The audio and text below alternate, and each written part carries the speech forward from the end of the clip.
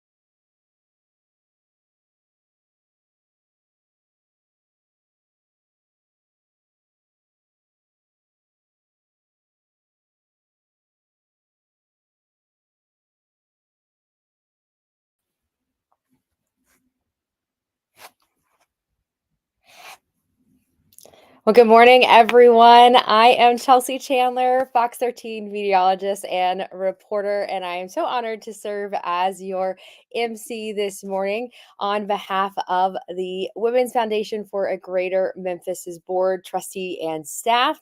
And thank you for joining us today for the 4th annual Leadership Symposium. Now, this year's theme is Connect, Invest, Empower. And we're creating change through community. Something that I was able to do something with them earlier this year. Now, the Women's Foundation is committed to creating a more equitable and just community through connecting with one another and be able to create impactful change. So investing in our communities and empowering women and families to reach their full potential. So today you're going to hear from some of the city's most esteemed community leaders who will share their expertise and experiences in their respective areas. Our panelists and moderators will highlight strategies that we can all use to have a healthier work-life balance, become community leaders, and elevate our personal and professional brand. So for those of you who may not know a lot about the great work and impact that the foundation has had on our city, I want to be sure to share some background information. Now, the Women's Foundation for a Greater Memphis serves as an organization of women helping women break the cycle in our community through philanthropy, leadership, as well as collaboration. And for 29 years, that the Women's Foundation has played a major role as a backbone organization, aligning people.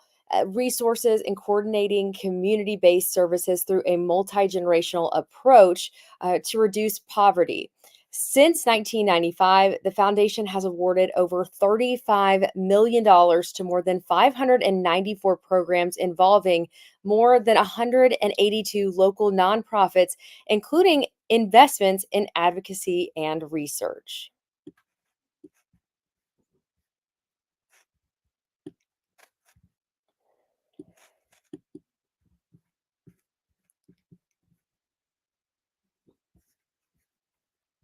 Now, this is an exciting time for the Women's Foundation. We are leading up to the organization's signature fundraising event. And that is going to be the 2024 annual tribute luncheon featuring keynote speaker Princess Sarah Culberson, who you see on your screen. It's in less than 2 weeks on Thursday, April 25th. And I hope that you will join us for the royal occasion. Now, our keynote speaker, Princess Sarah Culberson, sent a message for us to share with you all. So let's hear what she has to say. Hello, Memphis! I'm Princess Sarah Culberson, and I'm honored to be the keynote speaker for the Women's Foundation of Greater Memphis annual tribute luncheon. Okay, you can probably tell I'm really excited to join you in Memphis. Your dedication to empowering women and families in your community deeply resonates with the work that we're doing across the globe in Sierra Leone. There's something really incredibly powerful about coming together hand in hand to create positive change. So mark your calendars for Thursday, April 25th, and join me at the Renascent Convention Center for an unforgettable experience.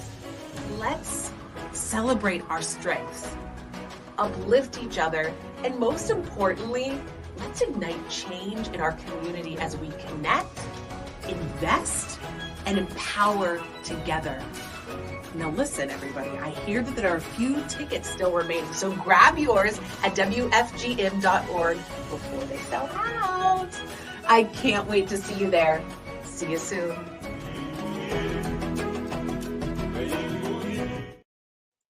Okay, how cool is that? She is a real princess, y'all. That is awesome. Now, I'm even more excited, so you will not want to miss the annual tribute luncheon. And as she said, there are a few remaining tickets. So if you have not gotten yours, there is still time. Now, as we get ready to start our symposium, the format for today's program will be 45-minute panel discussions followed by 5-minute transitions after each session. So get your discussion questions ready because each moderator will take your questions from the audience at the end of each session. So now that I've shared what you can expect with today's program, I would like to thank our presenting sponsor, that is Baptist Memorial Healthcare, as well as the other sponsors who helped make today possible. So let's hear a few words from our presenting sponsor. Hello, I'm Anne Marie Wallace, Senior Community Outreach Coordinator for Baptist Memorial Healthcare and co-chair of the Board of Directors of the Women's Foundation for a Greater Memphis. It is my honor to represent Baptist as the presenting sponsor for the 2024 Leadership Symposium. Baptist has collaborated with the Women's Foundation for Greater Memphis for more than 10 years. Today, we are proud to continue our alliance by supporting the Leadership Symposium. This year's focus is on promoting, communicating, and amplifying the influence of women in the workplace and beyond. Our panelists and moderators will share valuable insight on building your personal brand, investing in your wellness, and empowering your community through action. The theme for this year's Leadership Symposium is Connect, Invest, Empower, creating change through community. Working together is imperative to creating lasting and effective change. At Baptist, we have built community connections to achieve change and inspire future generations. Through collaborations and community organizations, faith groups, government leaders, and other medical professionals, we have seen the power of community to achieve change and build stronger and healthier communities. With today's symposium, we join the Women's Foundation for a Greater Memphis in investing in and empowering Mid-South women. Through our efforts, we can help women and their families gain financial success and emotional, mental, and physical well-being. Thank you for joining us. We hope you enjoy the program and are inspired by today's speakers to achieve a greater Memphis. That's wonderful. Well, we are certainly ready. Thank you so much, Anne Marie Wallace and Baptist Memorial Healthcare, for your support. I hope that you are ready for some lively and informative discussions. So in the first session, Wellness Unlocked, our panelists will discuss the intersection of physical, mental, and emotional health, self-care, balance, and support. As experts in their field, they'll share insight on nurturing overall well-being and fostering community support, from maintaining a positive mindset to navigating ways to use your community to improve your physical and mental health. Gain practical advice to prioritize your well-being in today's world, something that is so important. Our moderator, Priscilla Williams, is a licensed professional counselor and certified trauma specialist under Green Cross Academy of Traumatology. She is a board-certified therapist. She's completed training in numerous trauma modalities. She also received training in child-parent psychotherapy for children 0 to 5 years old experiencing adverse effects from trauma. Mrs. Williams' background includes training and development and speaking on mental health, resilience, and overall self-care of individuals. She currently serves as a mental health intake coordinator, trainer, and counselor with Baptist Memorial Hospital's Concern EAP, providing counseling, training, and facilitation for educational groups and corporations, which has included anger management, substance education, and first responders groups. Now, she is dedicated at serving those negatively affected by traumatic injury, and Ms. Williams feels her calling and vocation are one and the same in service to those in need. And I can definitely tell you that is something that is so, so important and so needed. So thank you for what you do, and I'll let you take it away.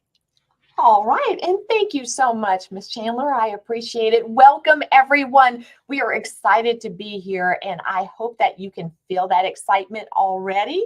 I am going to be moderating the first session.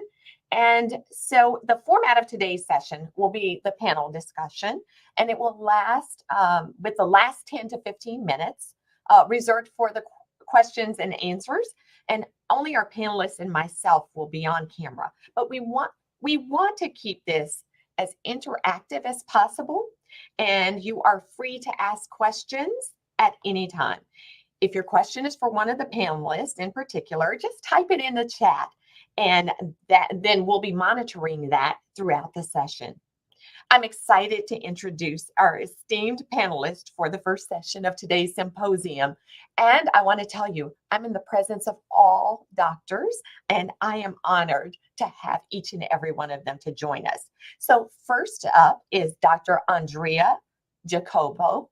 And Dr. Jacobo is currently a visiting assistant professor at Rhodes College within the Urban Studies Health Equity Program.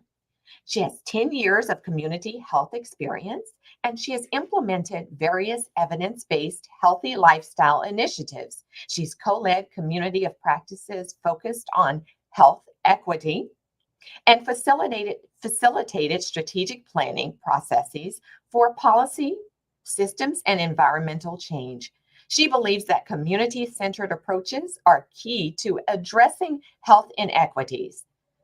Dr. Jacobo has a passion for community health, culture, and arts.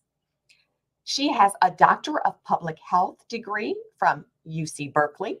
She has a Master of Public Health from the University of Memphis and Bachelor of Science in Exercise Physiology from the University of Miami. Welcome to Dr. Jacobo.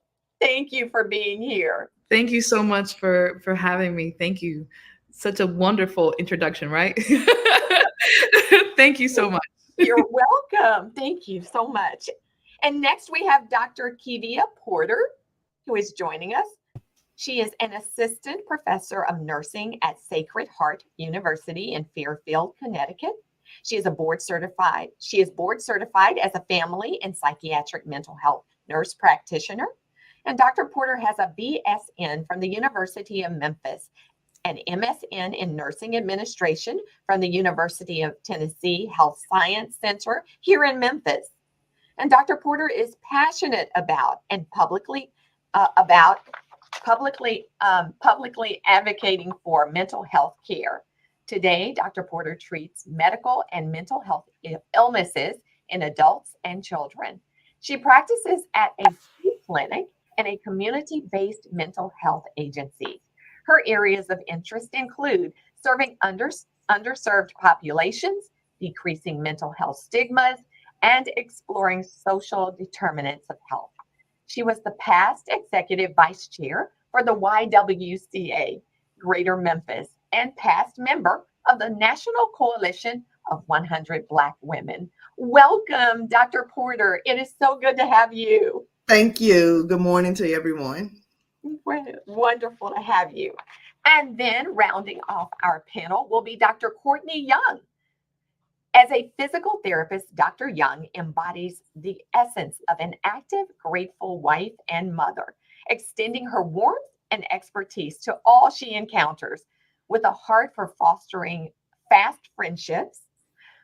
Dr. Courtney Young is committed to sharing her knowledge and enthusiasm for holistic well-being through personalized physical therapy and fitness services.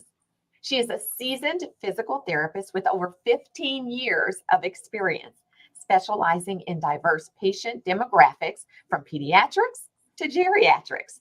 She offers a wide range of treatments, including dry needling, therapeutic cupping, and personalized strengthening programs. Dr. Young is dedicated to providing comprehensive care, combining hands-on therapy with extensive patient education to empower individuals in their recovery journey. Welcome, Dr. Young. It is good to have you. So good to be here. Thank you so much. Oh, thank you all. So as we begin, we are in for a treat. We've got some questions. And again, I love that we have the chat that's going on. So those that are there, it's interactive. We want to hear from you, but we're going to kick off with a few questions. And the first one that I have, I'd like Dr. Jacobo for you to answer. What are some practical ways that we can improve our mental and physical well-being? Thank you so much for the question, and it's a delight to be here. I actually want for us to unlock our one way we can improve our mental and physical well-being by breathing, just taking a collective breath. So if you find yourself safe and you feel comfortable, I invite you to close your eyes, take a deep breath through your nose, hold at the top, exhale through your mouth. 2 more times. Take a deep breath in. Exhale. 1 last time. The deepest breath you've had all day. Take a deep breath in. Exhale. That is the one way. That is the easiest way to really unlock the way, an opportunity for you to improve your mental and physical well-being. Your breath is connected to your mental health as well as your physical health. And so I thought that would be a wonderful way of just showing in practice how we can unlock that, because it is a practice. And so for us to really improve our mental and physical well-being is daily practices like journaling or even taking a walk outside. The weather is getting better in Memphis, so taking a nature bath, walking through Overton Park or Shelby Forest or T.O. Fuller Park. These are ways in which you're able to engage both your mental and physical well-being. And I have been have challenges with my own mental and physical well-being that I've had to reassess the ways in which I should practice every day. And so, why eating well is one of the ways in which I've improved my mental and physical well-being. Also, just being able to have conversations with friends and family that I deeply care for. What I want to share with you all is that you can do these practices that improve your wellness, improve your physical vitality by just making small changes, by drinking more water, by taking a walk, by exercising, by finding a really fun yoga class or even a wellness class that is nearby. Those are ways in which you can connect with yourself and practice more of a mental and physical well-being.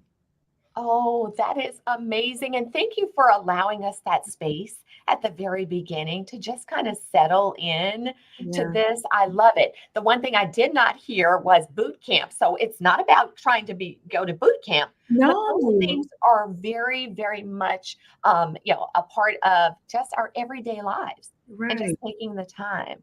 Oh, thank you for We're that. busy. We sometimes don't even have that time, like 45-minute time period for a boot camp. So Right. a moment for yourself is the best way if you can do that at the moment, right? Exactly. Taking those moments. Thank you so much. And then now for our next question, and I'm going to ask both Dr. Porter, I'll start with you first, and Dr. Young, I'm going to have you to also join in on that. How do each of you find balance in your personal and professional lives? Good morning, and thank you for that question. One thing I suggest is kind to knowing when to recognize what's going on. Like if you're starting to feel overwhelmed or overworked, you need to be able to recognize when you're starting to stress out and step back and take a break.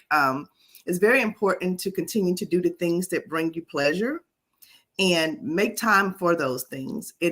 I think it's very important to engage in self-care and self-preservation at all times because we all have a lot going on. And sometimes we think being very busy is being very productive. And a lot of times we're just being little busy bees and we're not really getting anything accomplished and we're not taking care of ourselves. So as women, I think it's very important for self-preservation and engaging in self-care and remember to do those things that you love. Remember to do those things that bring you pleasure. And that's one way to find balance in your personal as well as your professional life. Oh, wonderful. And Dr. Young, I'd like if you chime in as well. Yes, totally on the same path as Dr. Porter. I feel like just recently in the past couple of years, I've been able to find a better balance, but in the past, it was really difficult. It was really hard. My husband's job, we moved every couple of years, so I was constantly kind of refocusing, resetting, readjusting, and I did. I kind of had to take a step back each time. What worked for me, in the past where we were at, might not have necessarily have been the best balance in this new setting. So I really did have to take a breath, which I so appreciate, figuratively and literally, right? And I heard it related to almost like experiencing the ocean, like when you're in a new situation, a new place. I remember I grew up in Kansas. I didn't see the ocean until I was 17, and so it's a core memory for me. I mean, I remember that, and I was overwhelmed. I looked around. You look around and you see people further out, and you're like, "That's where I wanna, that's where I wanna be." But I knew I had to just, take one step at a time. And a lot of times I just have to remind myself, personal and professional, just take the next best step, just give yourself some grace and just to find that balance, the Yes, other time. definitely. I agree with both of you. Though oftentimes, individuals will feel that, I can't take the time, or they're right at their breaking point. And as you said, Dr. Porter, their body is screaming out, and yet they just keep trying to push forward, being those busy bees. But self-care, and we teach this, self-care is not selfish. It is the best thing that we can do, not just for ourselves, but so that we can refill our cup to be able to continue to give out of that, a place that we can extend the grace, regulate our emotions, and to be in a place that we are and not just balance, because we hear work-life balance, but that we're able to do work-life integration in a way that is regulated. So thank you both. So as we move forward, our next question, and Dr. Porter, I'm going to jump back in and ask you, how can our attendees take the first step? I know you were mentioning about the things that we can do, but how can they take the first step in improving their physical or mental or emotional health? Great question. So many of us have flown before on the plane, and when we get on the flights, the flight attendants, they just go through this routine stuff, and we normally probably kind of tune it out because we hear it all the time. But one thing they say that I take away is put your own oxygen mask on first before assisting others. You cannot take care of yourself. You have to take care of yourself first before you can take care of anyone else. And I think as women, we typically put everyone else before us.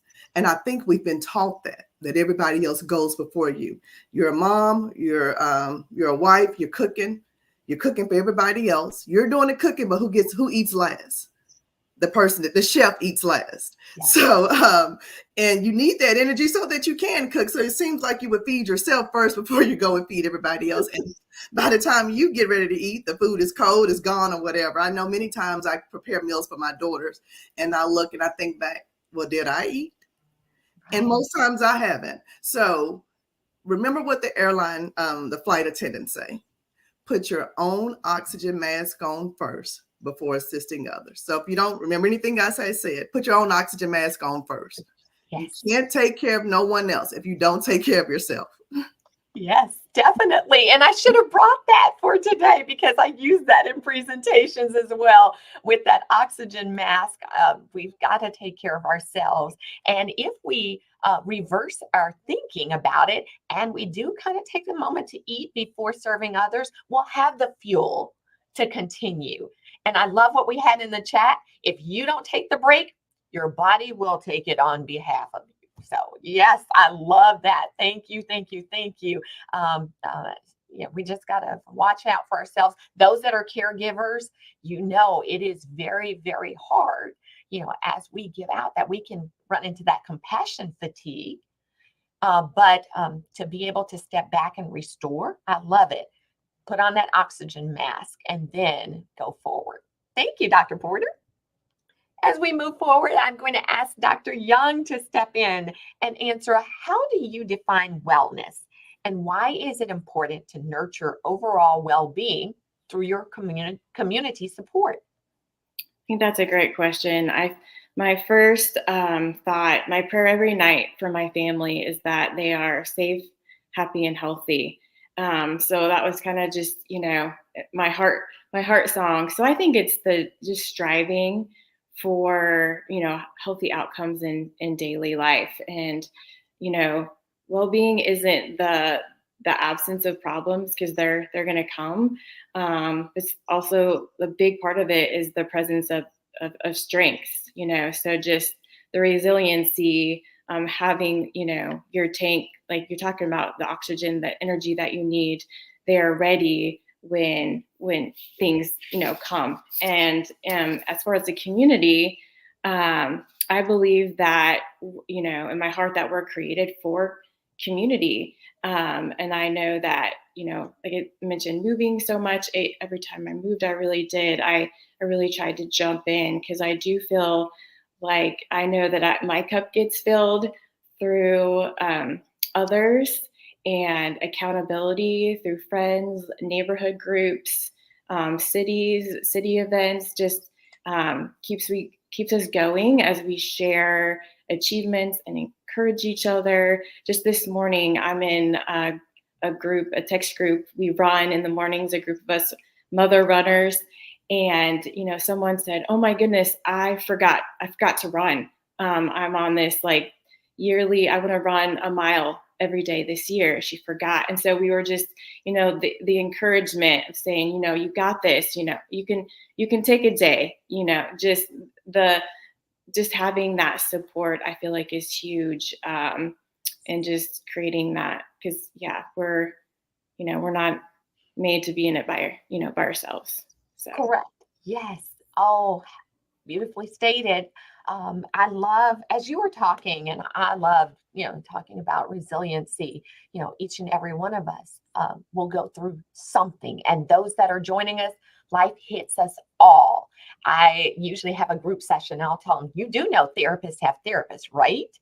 Because life hits us the same way. But, taking that time, we've come back because we've done the work and given ourselves permission to do that. When you talked about community, I often ask about support groups. Who's your support system? People you can turn to, confide in, trust. And oftentimes people have to think about, who is it that I'm connecting with? But when things do go wrong, we're able to reach back and draw strength from, that group of individuals who have our back, even when times are hard. And that each and every one of us was created not to be a lone ranger, alone by ourselves, but that when we do connect with people, we are relationship oriented, created by nature for relationships. So therefore, we learn from each other, grow and strengthen through, community and relationships. So thank you for that. I appreciate it. Moving forward, Dr. Jacobo, I'm going to jump in and ask you, can you share examples of how community support has positively impacted your own physical, mental, and emotional health? Definitely. And I resonate so much with what Dr. Young mentioned earlier about the need of community, especially when you're going through something. Right now, we are experiencing multiple forms of grief with the injustices that exist in our communities, with what we are experiencing within our own families. And I, in 2022, I experienced a lot of grief, a lot of pain. And it was community that helped me get through it. It was the connection with the Memphis Black Healers, a collective who I've been a part of, and they've been so wonderful in terms of offering ways in which we are creating more healing circles for our community and yoga practice. Your inner yogi, who I also, in the same year where I was going through a lot of grief, I went through a yoga teacher practice, and that community that I built with the young women there in the process, and it was a multi-generational forms of women. That was also really helpful. And it's a matter of just finding the people who will listen, provide grace, provide you a different opportunity to process your own mental and physical and even emotional well-being goals, right? And so I mentioned earlier going to a class. That also helped me out a lot. Yoga by the River was such a wonderful way to connect with other women who were interested in being outside and being in nature and just practicing yoga. And so I believe that if you want to go fast, go alone. And if you want to go far, go together. And so you have to find ways in which you are able to connect with community so that it could positively impact your own mental, physical, and even emotional well-being and health. Yes, definitely. Well said. And when you talked about yoga, and I, of course, I was like, I'm not really good at it, but when invited, I went, and it was just an experience, just being with the people that were there, and watching them and trying new things, Right. because that's forming those new neural pathways as we try something new. Right. And I totally am in agreement. I just learned about the drum circles. And so I'm interested in that event coming up in June, as you talked about, healing circles. Mm-hmm. So involving ourselves and getting together. Yeah, definitely. There's actually one next week. We are celebrating Black Maternal Health Week. And so there are a healing circle happening next week with the Memphis Black Healers Collective. And so, infant mortality rate is really high in Memphis, and as well as maternal mortality rate. And so how can we provide healing opportunities for women who are experiencing so much grief? And so that this is where we are able to, in yoga, it's to yoke the mind, body, and spirit, and the yoke and provide opportunities for ourselves to heal in community. Oh, yes. I'll have to find out more about that. Yes. Thank you so much. You're welcome. And we're going to have Dr. Jacobo, I'll have you come back again along with Dr. Porter. In what ways do you believe self-care practices contribute to overall wellness? And how can individuals prioritize self-care within their communities? I know you've shared, but yes. Yeah. And actually, Dr. Porter, would you like to go first? And that way I can come back and speak. I can. So one thing I recommend, a lot of time as women, we wear our capes and we don't take those capes off. Well, if you think I have my cape on today, if you think about it though, at some point, Superman even had to take his cape off. You need to be able to take that cape off, become vulnerable, process your feelings and your emotions and understand what you're going through, and find you a circle where you can take your cape off and someone takes care of you. It's okay sometimes. You don't have to be superwoman at all times. And that's one way so that you can, once I said, focus on yourself, focus on your own well-being, and learning the practice of taking care of yourself. We have to sometimes sit back, sit in our emotions, understand what we're going through so that we can begin to process. And once you start to process, you can begin to deal with whatever the things that you're going through. A lot of times we put our own self on the back burner. So once again, I'm always an advocate for putting self first and taking care of you. Take that cape off sometimes. Take it off. That's so true, Dr. Porter. So true, Dr. We always have that trope that we just need to do everything. We can do all the things all at once. That's why we have 10 fingers to be able to do things, right? And so one ways in which I kind of reflected on this question, I teach, and so definitions matter, and especially as we're trying to get gains of understanding. And so the definition of self-care is the practice of taking an active role in the protecting one's own well-being and happiness. And that right there, in ways in which what makes you happy? Is it music? Is it playing that your favorite podcast? These are ways in which you're able to do self-care that doesn't require you to purchase something, a mask or a under eye thing that to help you with self-care. It's also just looking at ways in which you can able to express yourself. It's going to an open mic poetry session, which I love to do. I'm a poet as well. And so expressing oneself is the essential way of practicing self-care. And so how can you learn yourself, learn what you like, learn and be a part of that active practice to make yourself happy and well? Oh, wow. Both of you have given some food for thought on self-care. And for those of us that are watching, self-care is grounded in science and research-based. So it isn't just something, well, you just talk about it, but it has been studied so that we know it works.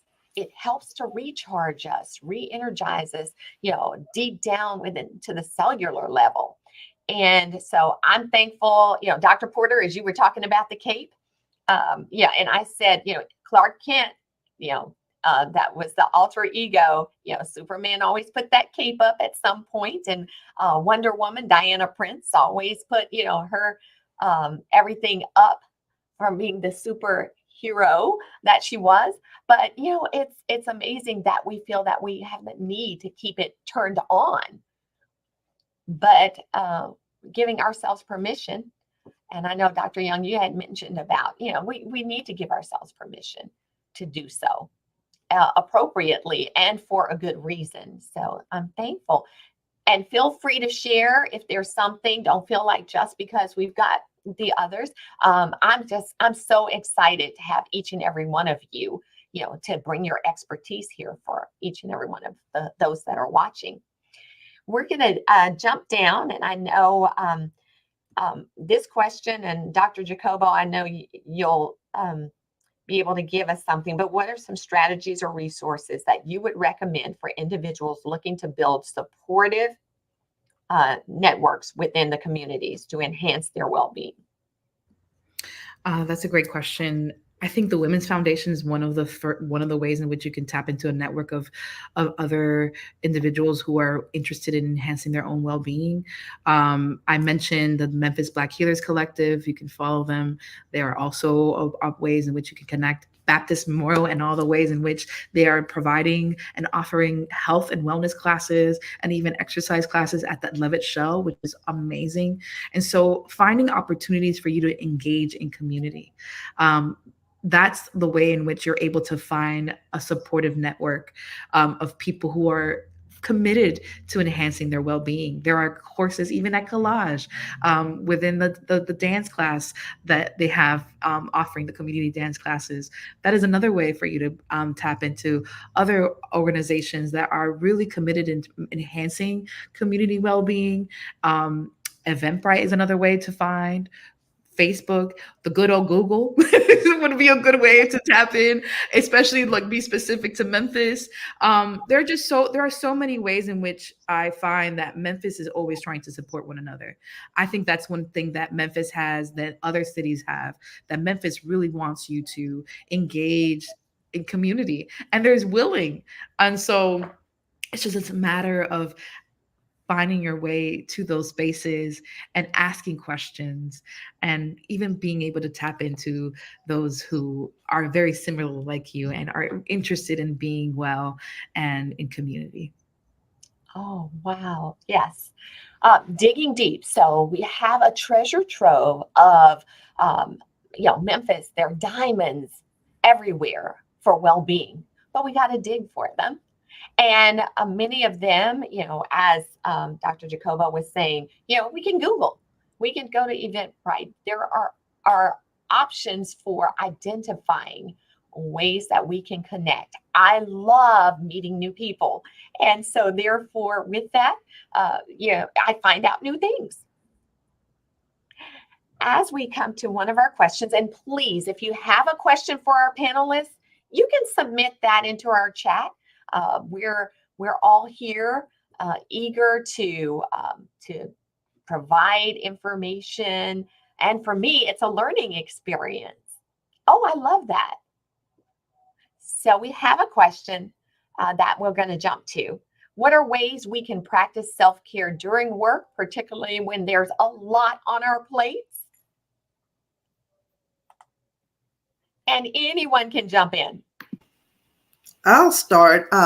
One thing, as me being a provider as well, I want ladies to be aware that anxiety and depression, they are real.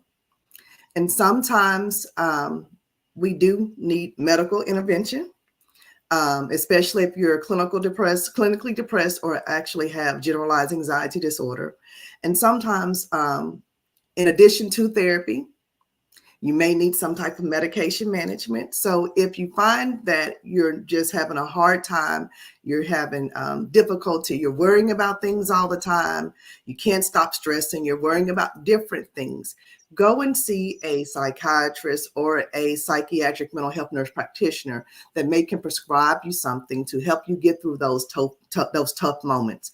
Sometimes if you're going through a deep phase of depression, you may need to have some type of medical intervention. So I think it's just very important to recognize that as well when it goes beyond you, and you may need some type of professional intervention.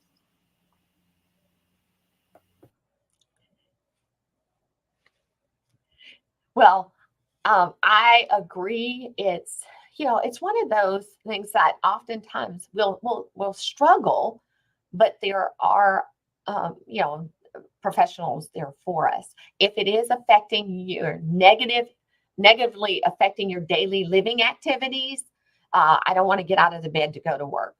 And it's not just one day, I just wasn't feeling well, but it's progressed and others are noticing. You're right, Dr. Porter, that, we need to seek help.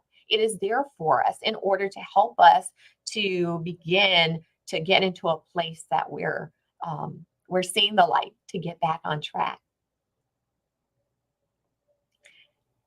And as we go to our next question, Dr. Young, I'm going to have you to start off with this one and then Dr. Porter to answer. How can communities foster an environment of inclusivity and support for individuals from diverse backgrounds in their pursuit of wellness? I really thought this was a really neat question. We moved here March 2020. So everyone was going through a lot. Me being the new person again, I felt the need to get to know my neighbors, get to know the community, didn't know anyone. So I was kind of craving, me being a physical therapist, some way where I could be around others and also give back and also stay fit. So I started a fit club and it was for everyone. I just opened it up, put it on our neighborhood Facebook page, and it was a kind of a group fitness style. So all ages, stages, cultures, everyone was welcome. And I was able to just modify it based on where, meeting people where they're at. We met in the park if people felt more comfortable then. We have this great little amenity in our community. So I tried to take into account different cultures, different religious events that were going on. We would modify for those. So I just learned a ton about my neighbors, about myself being in this neighborhood. And I really enjoyed that. I feel like some other things that we talked about in our neighborhood was doing some lunch and learn. So just bringing in people from either the community or our neighborhood. We have 500 homes here.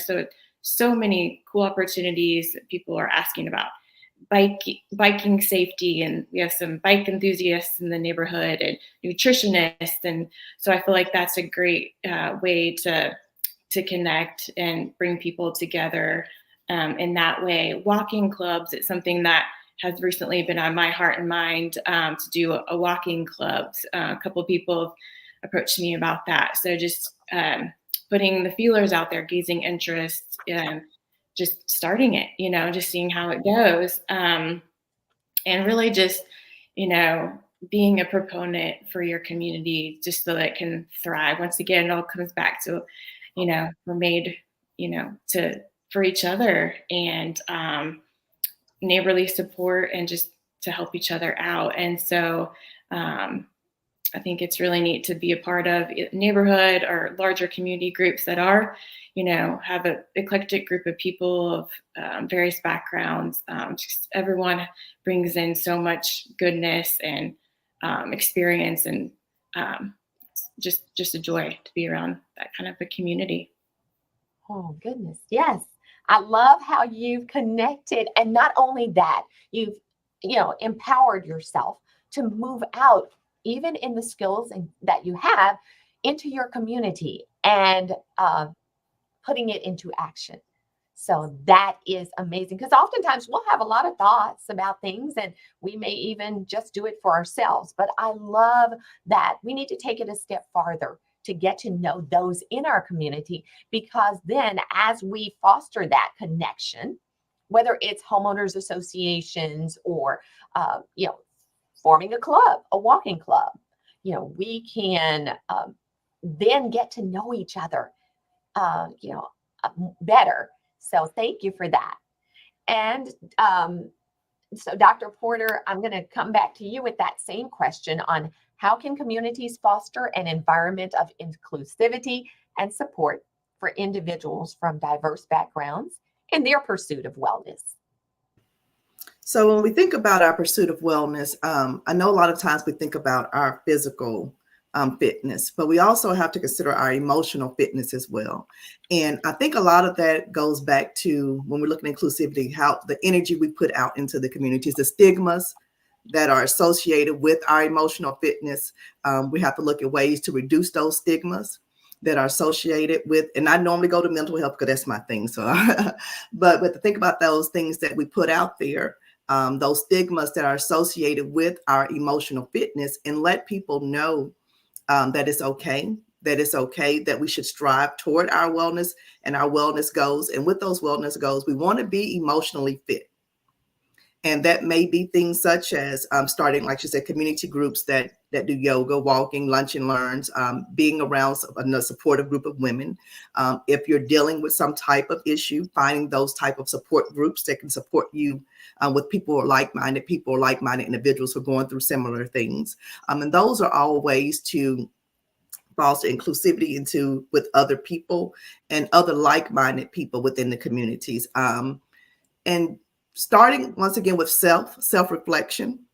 Think about the energy that you put out into the community, that think about the things that your thought processes. And sometimes we may put them onto other people. So we may be hindering being more inclusive because of our own thoughts. So starting with self-reflection as well, to think about, sometimes when I say the self-reflection, it's really just processing or thinking about the way that you think.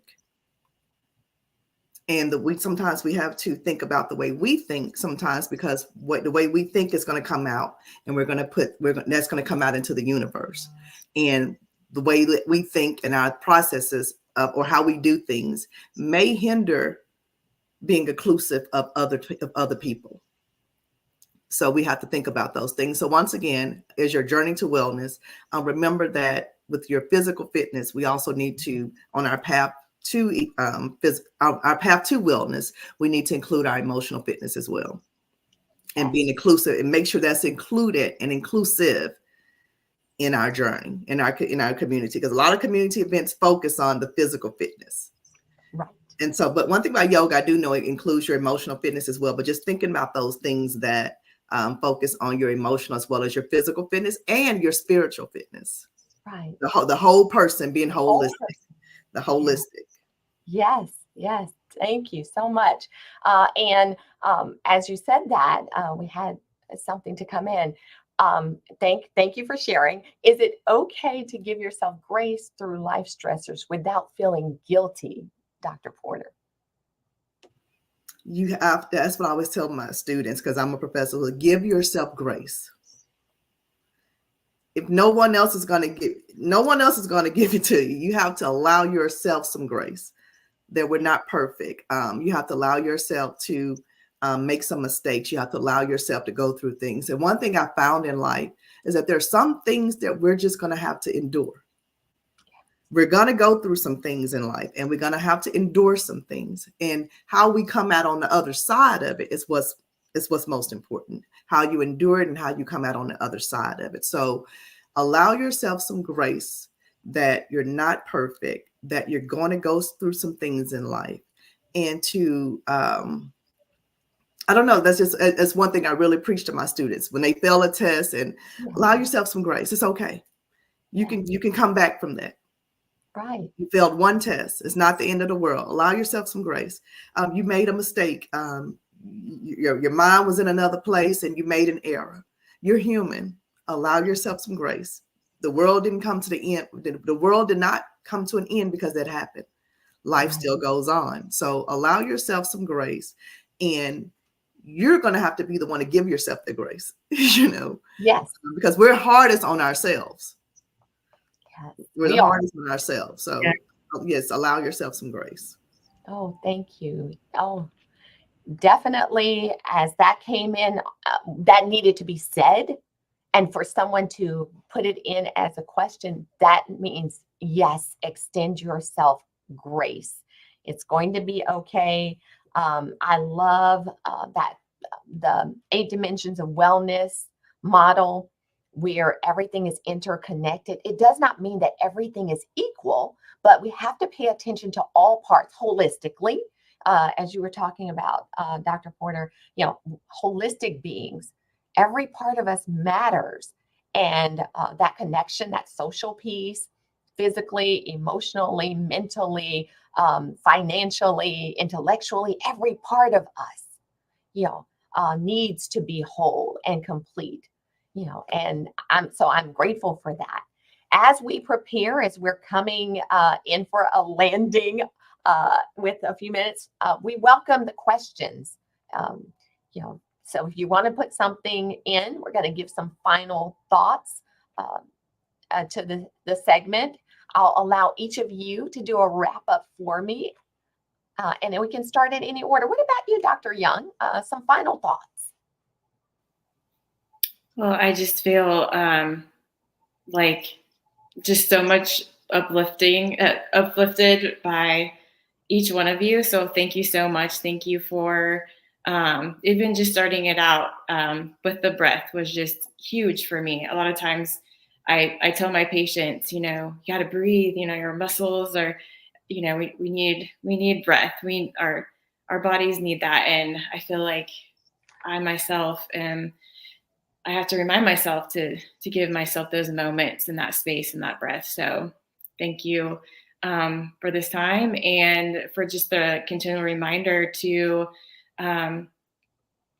take care of ourselves. And I know that as women, we are such giving, nurturing, loving creatures. So just as Dr. Porter said, just give ourselves grace and knowing, like it happened with my friend this morning, like we forget, like it's fine, keep going, it's the process. So I just thank you all for your time and your thoughts and your wisdom. And it's a great morning. Thank you. Thank you. And either one, Dr. Jacobo or Dr. Porter, whomever would like to go first. And then we've got a couple of minutes remaining. I can conclude with my favorite saying at the end of every presentation is get you a therapist or a life coach. Everyone needs a therapist. They're here for us. They are an outside party who doesn't know anything about you. And I really feel like it's a part of that whole being. Just like you have a doctor, a physician, your cardiologist, everyone needs a therapist. We all need to lay out on somebody's couch, so, yeah. Because we're the day-to-day traumas and the stressors that we all go through. We need to learn the mechanisms. We need to learn the life skills, just how to deal with day-to-day life. And if you have small children, get them a therapist too. Yes. Start young. Yes. My children have been in therapy for a while now, and they love it. We go to play therapy. So that's my piece of advice that I love to give anybody. Everybody needs a therapist, a life coach, whatever you want to call it. Get your children one too, so that they can learn those skills early on. Yes. So they can, because life is about to get even harder than what we think it is now. So they need those skills. Life is where the world is forever changing. So thank you, Dr. Porter. Yeah, I concur. And Dr. Jacobo, wrap us up, take us out. I just want to say, to begin with you in the mirror, look at yourself and say, you are wonderful, you are capable, you are able to do anything you set your mind to. And taking that time for yourself and quieting that inner critic and empowering that inner warrior that you have, the warrior that's inside of you. That's where we start. That's where we start beginning with being able to take care of our mental well-being. Yoga, I mentioned yoga a lot today in our practice, and it's mostly because, or most of it in our discussion, yoga is also about that mental well-being. It's that grace. It's expanding your inner knowing so that you can connect with others in a deeper way. And so just take care of you. Begin with you. That's the most important part. And I would say that if it wasn't for my community for taking that time, I wouldn't be here today. So thank you so much for your time. Thank you, ladies. Thank you all so much. I am honored to have been here with you. And so now we'll wrap up and thank you all for joining us. Thank I you. hope that you've gotten a lot from today's segment. Ms. Chandler, we'll pass it back over to you.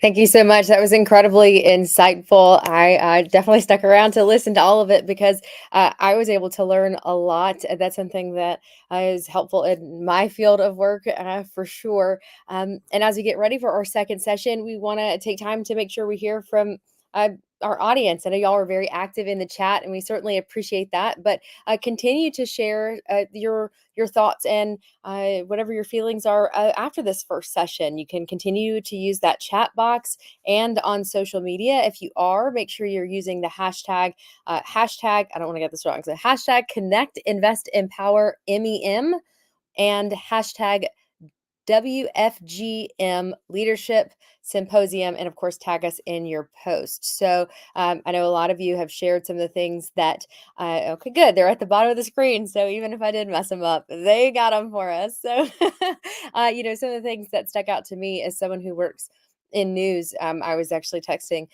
with what was kind of standing out to me is that, for the compassion fatigue or putting the mask on first, it's really hard when you work in an industry where things that happen and you're listening to these traumatic things not just once. You're able to change the channel or turn it off. We live it over and over again, or things are happening literally to us firsthand. So at our station, we witnessed that firsthand last year. So it is so important to make sure that you are taking care of yourself, and a lot of times that's very difficult.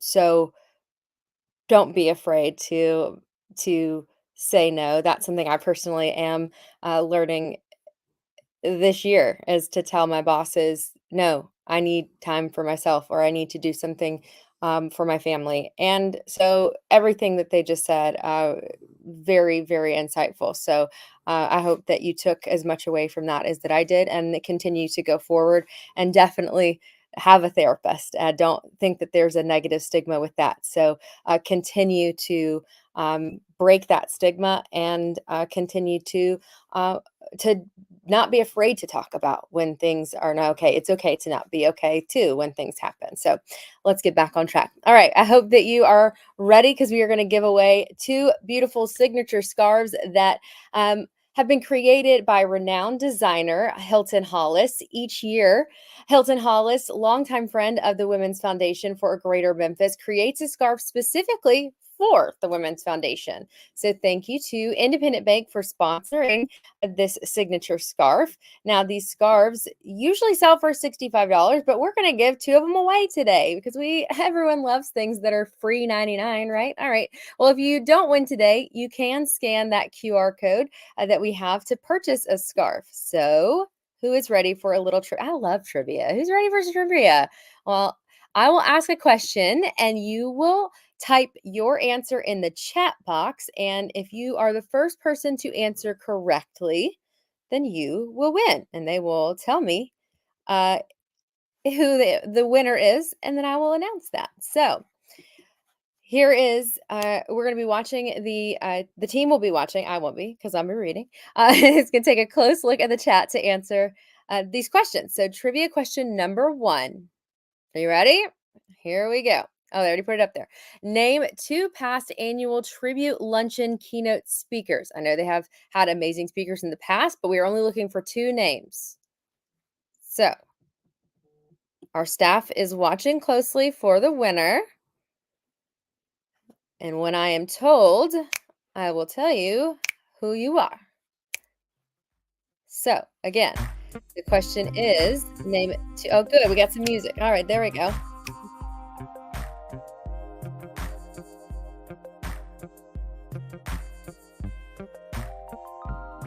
See, I'm going to cheat and look in the comments and see what we got going on here. Let's see. We got some. All right, we already got some answers coming in. Let's see who is it gonna be. And again, even if you win and you just want to get one for someone else, that you know or you love. It's beautiful. It's ombre. It's kind of tie-dye, which I'm always a big fan of. And of course, it benefits the Women's Foundation for Greater Memphis. You can just, again, scan that QR code or just go to the website, wfgm.org. So I'm just waiting for someone to give me an official winner. I see a lot of answers coming in. Free 99. Yep, free 99. That's the best price, right? Everybody likes free 99. No one likes to have to. Okay, I have an official winner. And the winner is on the screen, Lori Evans. Congratulations. You said Tamarin Hall and Debbie, is it Allen or Allie? Either way, Lori, you are correct. You are the winner of this beautiful scarf. So again, we're going to give another one away. But congratulations to our first winner. And again, a member of the foundation staff will follow up with you to make sure that you receive this beautiful scarf. So thank you for all of your participation. Don't worry, again, we have more coming up where we'll give another a scarf away. But my last note before this first session ends, be sure to share any great quotes or advice from the sessions on Facebook, Instagram, or Twitter. And the Twitter handle is at WFGM_org. I'm sure they're going to put it up on the screen so I don't mess that up. But just in case, again, that's at WFGM_org. Once again, we want to thank our sponsors for making today possible, because everyone loves sponsors. They make the world go round. All right. Are you ready? Let's get into our next session. If so, I believe, unless I get told in my chat to stop, I'm going to move on to our next session, Discover Your Brand. And okay, in this session, our panelists will share insight on how to be your best ambassador personally and professionally. They will give us strategies and inspiration to authentically represent yourself personally and professionally while making meaningful connections in the community. Deidre Malone is the founder, president, and chief executive officer of the Carter Malone Group, public relations, marketing, advertising, and government relations firm.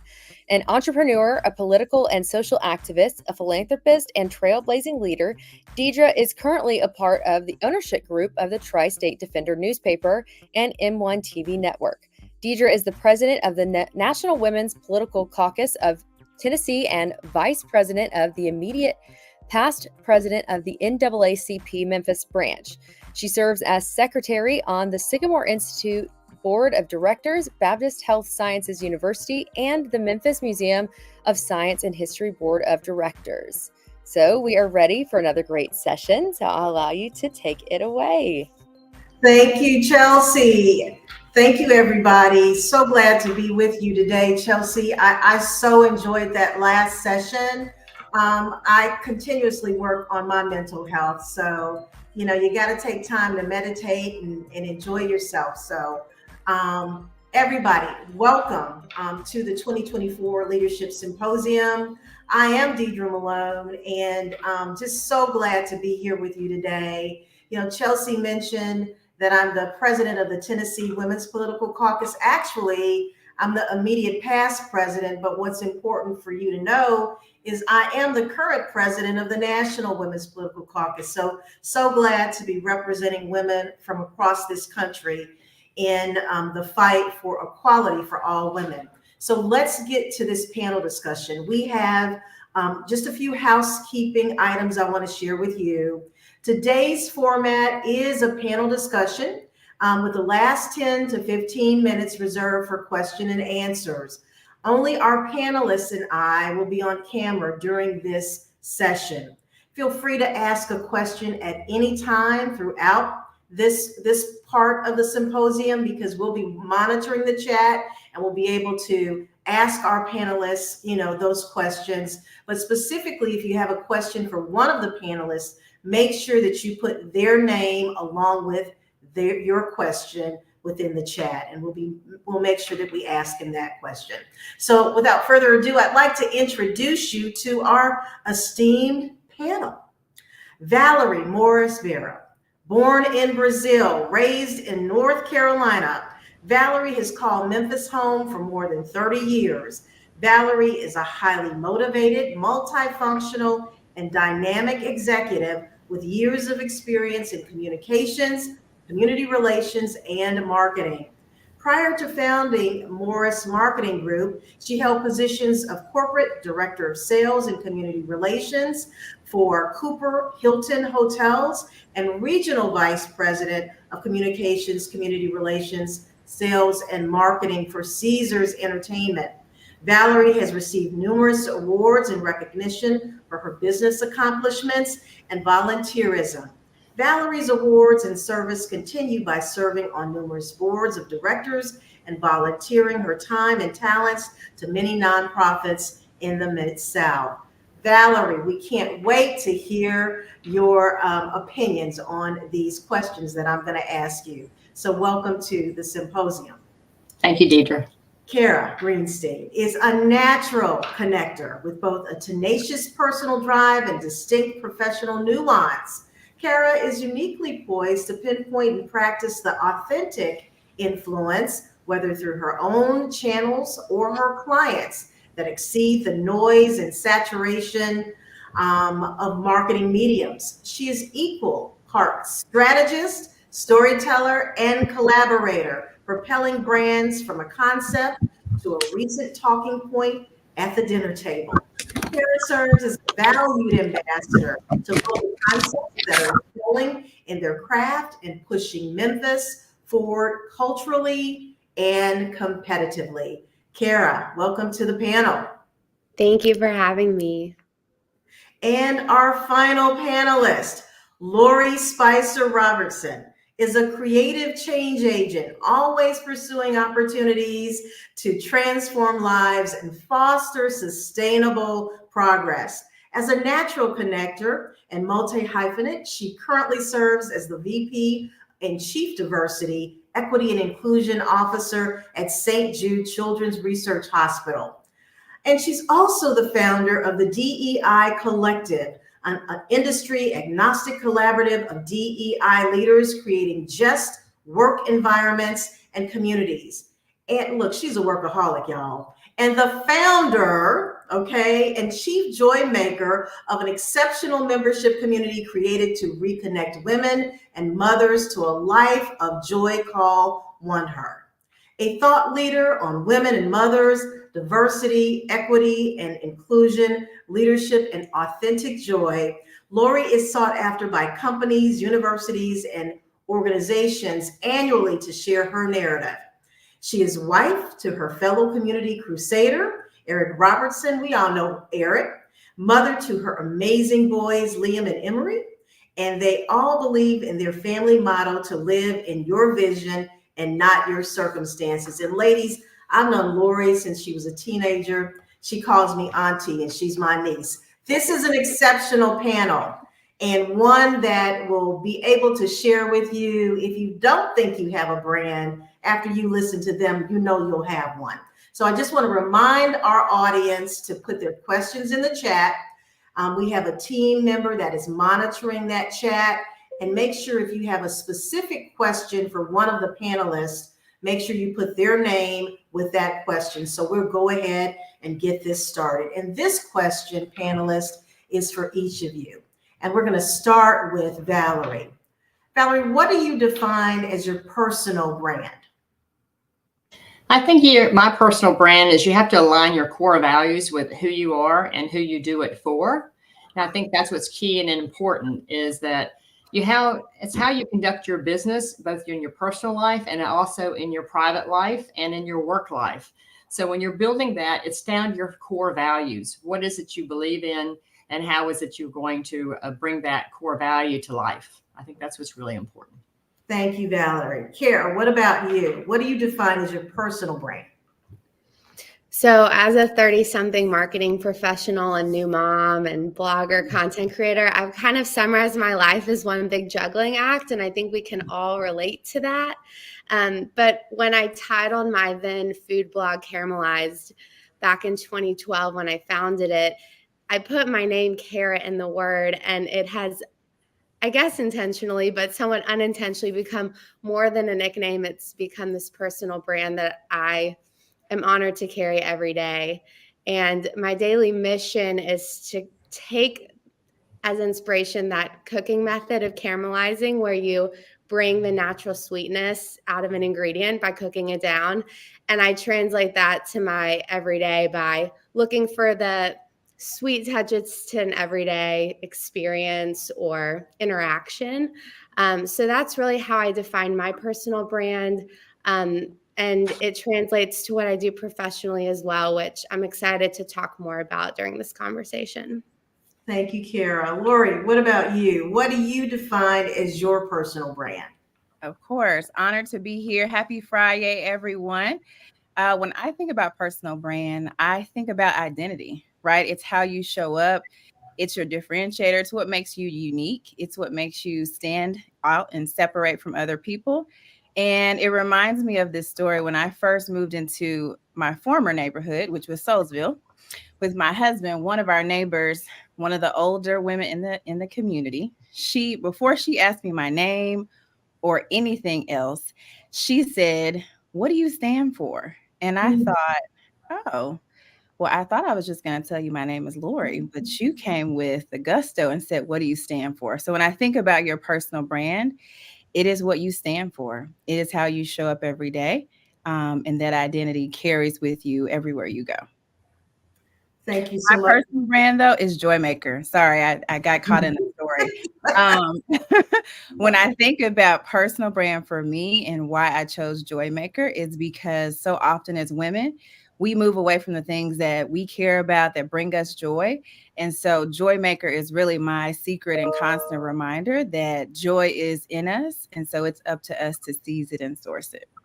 So to your point, Lori, you know, as women, and I heard this in the last session, I mean, we're such multitaskers all the time. I mean, we're juggling, 50 zillion plates in the air.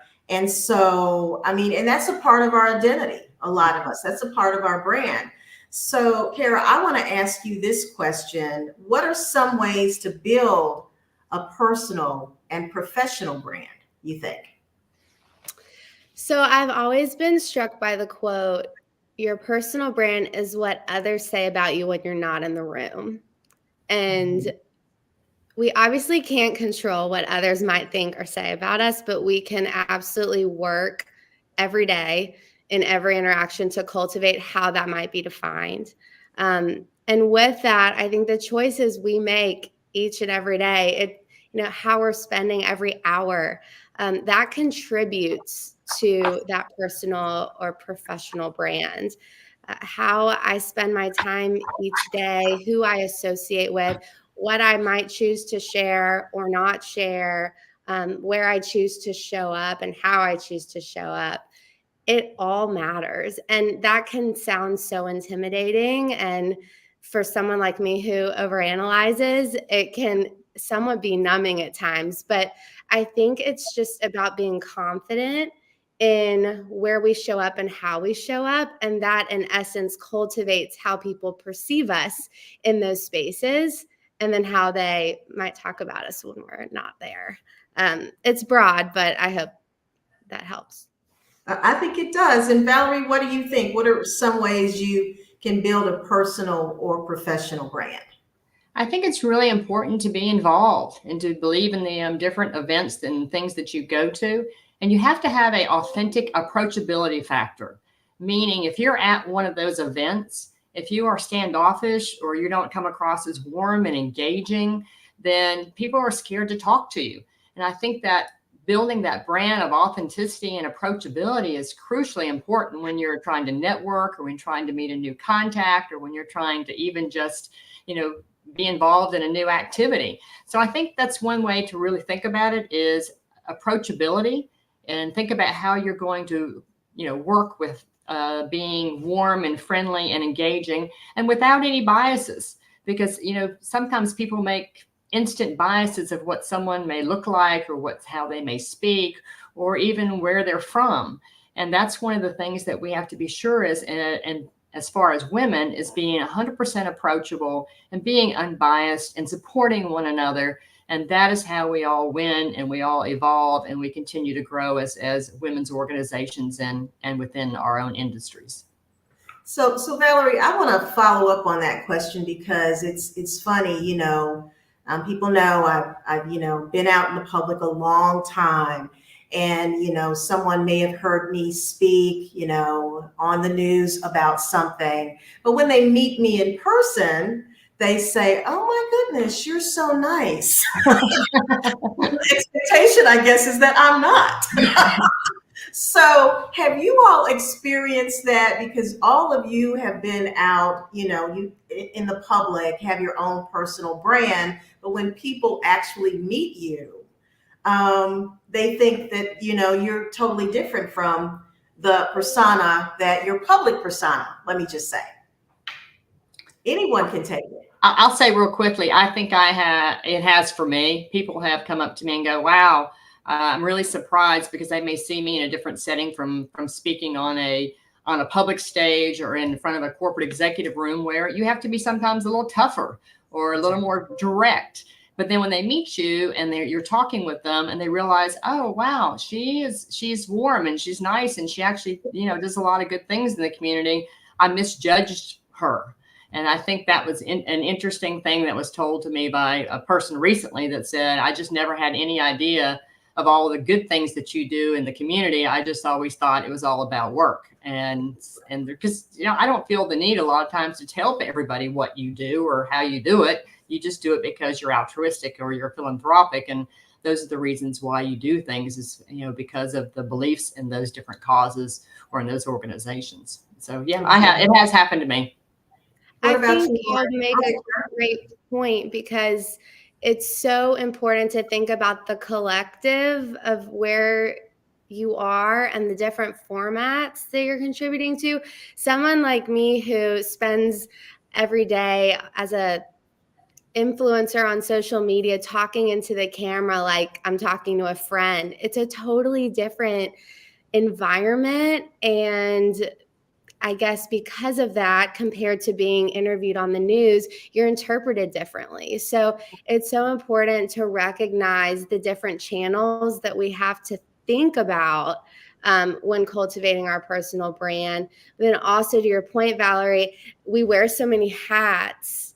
I think that it's so easy for someone to judge you by only one they've seen and not, we have to invite them or hopefully empower them to find out more about us and understand what more we're doing here in the community. Lori, what about you? I'll add to what Kira just shared is funny from your story. Mine is the reverse. So when people meet me, they always question, am I being authentic? Like, is she really this happy? Normally like this? Like, what is she? And they want to see the other side. They're like, what are you like when you're not like this? And I'm sure my kids and my husband will say there is another side because we're multidimensional people. But my constant is pretty happy and joyful. And so to Kira's point, right, I encourage all of us to go beyond the surface, dig deeper, get to know people more. Because when you go beyond that surface level, you really get to know who the person is and understand their brand. And the other piece of brand, when I think about it, is your worth, right? What's inside of you exists. And if you believe in yourself in certain ways, that worth starts to come out. And so mine is usually the reverse. People are like, are you usually always like this? I'm like, I'm pretty even, cool as a cucumber most of the time. So what do you think some of the challenges you face when you build a brand? I think this will help people. I'll jump on this one because this is a recent conversation I had with a mentor and it ties to what I just shared. So because I show up in spaces and most of my work, DEI work is strategic work. If you're familiar with it, it's all about strategy and how you align with that strategy. But in most places, I'm working with men. I'm the youngest person in the room. I am the only person of color in the room. And so people question my demeanor because I show up happy, right? I show up in a joyful demeanor. And so sometimes people question, is this person also strategic? And we were in this session and they talked about likability bias. And likability bias tells you, right, that either a person, especially a woman, has to be likable or they're competent. You can't be both of those things. And so when you're in a room with mostly men who are thinking, especially my space, is academic medicine, who are cerebral thinkers and always thinking about research and data. When you come from a personal level, sometimes that throws them off, right? Because they're task driven. And so I think the difficulty in that is in your brand, in your identity, is still owning who you are, despite what the other person thinks of you, because it's easier to be you than for you to show up inauthentic and be something else that you're not. And so that was something recent that we talked about in this session with a mentor. And I thought, thank you for giving me those words. I hadn't heard that before, but it makes sense. You're the likable or competent. So a mentor I had when I was at St. Jude told me, because, you know, I have a news background, so former news producer, so I was very aggressive. Yes. And he told me, he said, Deidre, you can get more done in this environment becoming a diplomat. And I never forgot that. So no matter what space I'm in, and it's a tough space, and it's truly a part of my brand now, you'll see that I'm very calm and I try to be the reasonable person in the room. Had not always been that way, but I am that way now. So Valerie, what do you think some of the challenges are that people will face when they try and build their brand? I think it's the prejudgment. Sometimes people have, like, as we just talked about, is the prejudgment of who and what you are. And sometimes you have to overcome that. But I think leadership is key. I think if you show leadership and strength and to continue to embody your core values, you know, whether it's, you know, be impeccable with your word. I think we all know that author, Mark Ruiz, and the 4 non-negotiables. And I think that's important, is that, you know, do not take anything personally, you know, do not make assumptions, always try and do your best, and truly be authentic to who you are, because being not authentic will come through so quickly and that people will see through it. I just think that that's something that's truly important to yourself, is believe in yourself, mean what you say what you mean. And I've also been a believer of, you know, my favorite 2 little 10 words of 2 letters. If it is to be, it is up to me. So that I set that up, that is up to me to make those authentic connections, to be involved in the community, to give back to the organizations, and to be the best I can to my team and my leadership, and being a mentor to folks. That's what's going to be helping build your brand, is the authenticity and the belief and the leadership that you can do it. Believe in yourself. And I think that's important.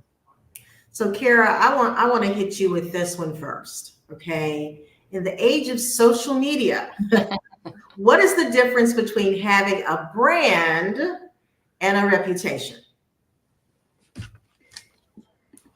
It's complicated, isn't it? I think social media for brand building has created this very challenging situation where a brand or an individual has to live beyond that in-person touch point or experience.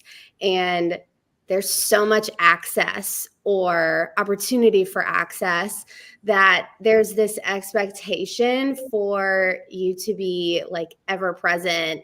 You know, anyone can contact you. There's no turning off and on. And it's definitely challenging. But what reminds me, the word social and social media is what I have to remind myself of every day, because as an individual or a brand, you can't just exist. You have to engage with the other in the conversation, or with other people who you have chosen to connect with on your networks.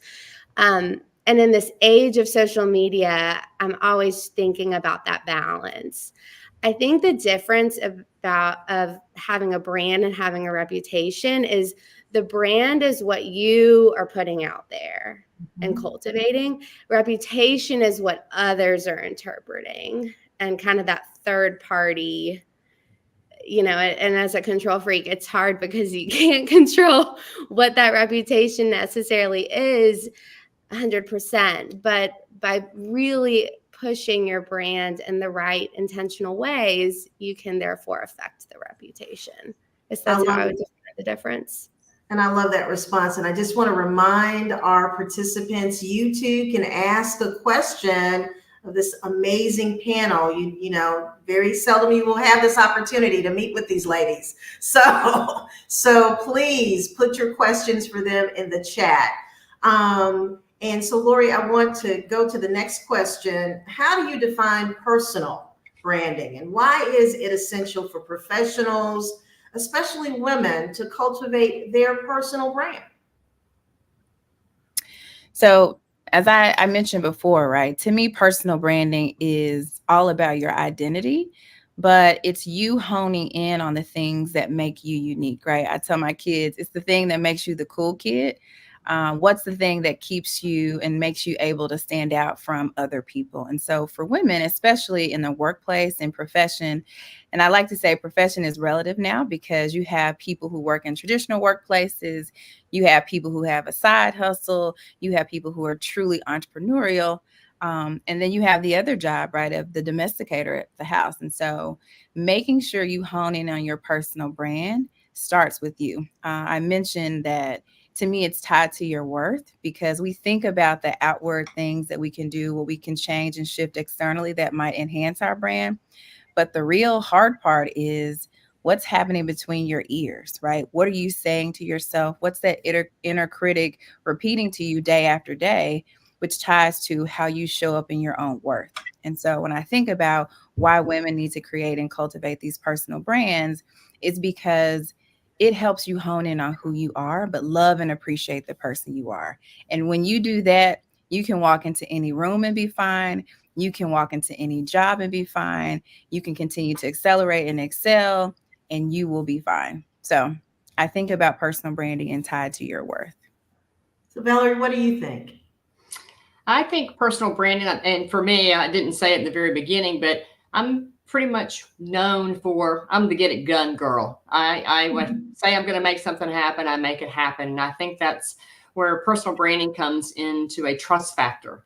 Do people trust you to do what you say you're going to do? And I think it's very, very important that you live with that trust and you build that trust. And I do think that we as women have many different hats that we wear. From being a wife or partner or a business person or a mother or any other hats, maybe even a caregiver for an elderly person, so that you have to truly build your personal brand of who it is you are and what it is that you stand for. Again, it goes back to those core values of who you are, what you are, who you do it for, and why you do it. And I think that's what helps build that personal brand, so people see you as a leader and they trust you and they want to do business with you, or they want to be your friend. I think that's really what it comes down to.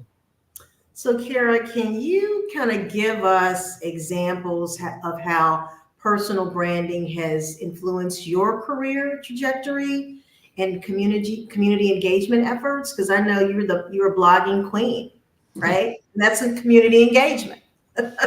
So I founded my blog when living in Austin, actually, when blogging in its original form before Instagram and social media was really growing. And I actually worked for a much larger lifestyle brand and blogger at the time. And I was debating working for her after school. And then it was very interesting. We had the conversation and she informed me that if I were to work for her, I would have to discontinue Caramelized because I guess conflict of interest reasons, which I understand somewhat, but it was a red flag for me because I recognized how much of my personal brand is built, caramelized, and defines me. And around that time, when I was actually coming back home to Memphis for a break, I met Doug Carpenter, who I've now worked for 10 years. And he I guess, saw from the beginning the value of caramelized, and it's not a conflict, but it's actually an asset because it is part of who I am. It's not just a persona, it is my identity. So understanding the relationship between these personas or hats we wear as a means to better connect and grow as professionals and people here, especially in Memphis, where everyone is so connected in one way or another. And to be able to find even more points of intersection because of opportunities or blogs like Caramelized, it's really should be seen as a value add. So I'm very grateful for that experience where I recognized the value in continuing to hone in on my voice. And if anything, it's enabled me to grow my career in a way that I don't think I would have been able to otherwise. And I just want to add, because Chelsea is reminding me in the chat that you are an award-winning blogger. Okay. Well, thank you. I am surrounded by award-winning women. That's awesome. Thank That's you. incredible. And Lori, what about you? I mean, can you give us some examples of how personal branding has influenced your career trajectory? Absolutely. And I'll tie it to community, which is one of the things I always encourage people. If you're thinking about transitioning or, tipping your toe in something to see if you like it, is community engagement has been my path to help me. But when I think about personal branding, when I first moved back to Memphis from DC, I became very engaged in community, probably too engaged in community. If someone asked me to be on a board or to volunteer for something or to create something, I said yes. I also was kid-free, husband-free, single as I wanted to be. And so I had nothing but time. And I spent that time and energy re-engaging and reconnecting to the community of Memphis. And so I would say every career path that I had after that, or career opportunity, came from those engagements. And I became labeled, and I remember not liking it, but labeled as the community girl. And I had shared with my mother, I'm like, when am I going to graduate from being a community girl? Like, I mean, I'm an adult. Can I be the community woman or lady? But being the community girl, being able to be on boards and volunteer with different committees, gave people the opportunities to see what transferable skills I had for a career opportunity that they might have in their back pocket. And so when I think about personal branding, it starts with you leaning into the things that you value and you're passionate about. But when you really lean into those things and allow your traits and skills to show up, people will start to identify ways that you can come work for them or support them or be a part of their new venture. And so for me, the advice is get engaged, get connected. I would encourage you to still do that because you just never know who you'll connect with doing that service. So new question in the chat. Thank you, Lori. What tool or tools do you recommend to gauge or assess your strengths and deficits? And I guess that's a way too to kind of, crystallize your brand. What tool or tools do you recommend to gauge or assess your strengths and deficits? Anyone can take that one. You know of any tools? I'll jump in because I am an assessment junkie and this is my year of purpose. I want to focus on living in my purpose, not on my purpose. And so assessment tools are many of the ones you've heard of, Myers-Briggs, but I love Strength Finders because so often our psyche leans into what we don't do well. And we want to spend a lot of time and energy into that. But really, you should be spending time into where your strengths lie. And so I always encourage people to take Strength Finders if you've never taken it to help identify and hone in on what are the skill sets that you're great at. There's another one our team just took called the DISC assessment, which is also helpful of how you show up in workplaces and with other people. And then the Hogan assessment. I told you I'm a junkie for these things. So any of the assessments, look them up. Enneagram is another one. But take as many, most of them should be consistent. If you are true to who you are, the results should be consistent, but those are helpful. Those are great. Anybody else? Yeah, I would jump in with Lori and say I think it's imperative to do a DISC analysis to understand what your motivators are and that you are true to yourself.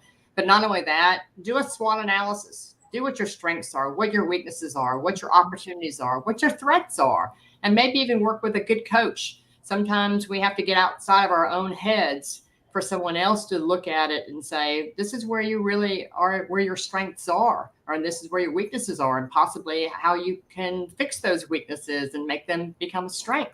So I think getting sometimes a good coach is an amazing thing. I just said in the previous segment, get a good mental health coach or a good life coach, because I think that'll help you build and define who you're and what your personal brand is as well. And you know what? It's funny, and those assessments tell you a great deal about yourself. I mean, the last one that I did, I thought, oh, I'm not good at sales. The assessment said you're really not good at sales. That might be something you need to work on. So you find out a great deal about what you're really good at, and some of those things that you might not be all that great at that you can work on. So it's really about knowing who you are and analyzing those strengths and weaknesses and building on them. Second question, let's see. Have you ever had to do a rebrand, and how did you make that happen? Rebranding yourself. Okay, Valerie, take it. We can't hear Valerie. Can you hear Valerie? Or I got it now, I think. Yeah. I'll take that one because I am now in my fourth career. I started off as a financial analyst. Right out of college, decided I hated being a financial analyst, and then decided that, it was great to have all the knowledge and the information about how to crunch numbers and read P&Ls and financial understanding. But then I went to Paris and went to culinary school for 2 years. And so then I was a chef for 12 years, which is even crazier. But I decided that with that, being a restaurateur, I had cooking show, I did all kinds of things. And then what happened was the president of Caesars Entertainment kept seeing me basically do my own PR. And that's when I was recruited for Caesars Entertainment to be their director of PR, and then moved all the way up the ranks to be the senior VP of regional communications and community relations and diversity and over the philanthropy and everything. So I would say I've now been through 3 different courses, and the journey you started when you were probably 24 is not the same journey you're going to be when you're 60. So I think that, and then of course I started my own company after I left Caesars 12 years ago, and have been very successful ever since, thankfully, because of all the great work that and the connections I've made throughout the years and giving back to the community. And I'd say that's probably the key thing here is that when I started my own business 12 years ago, that I was scared because I'd always been in the corporate world.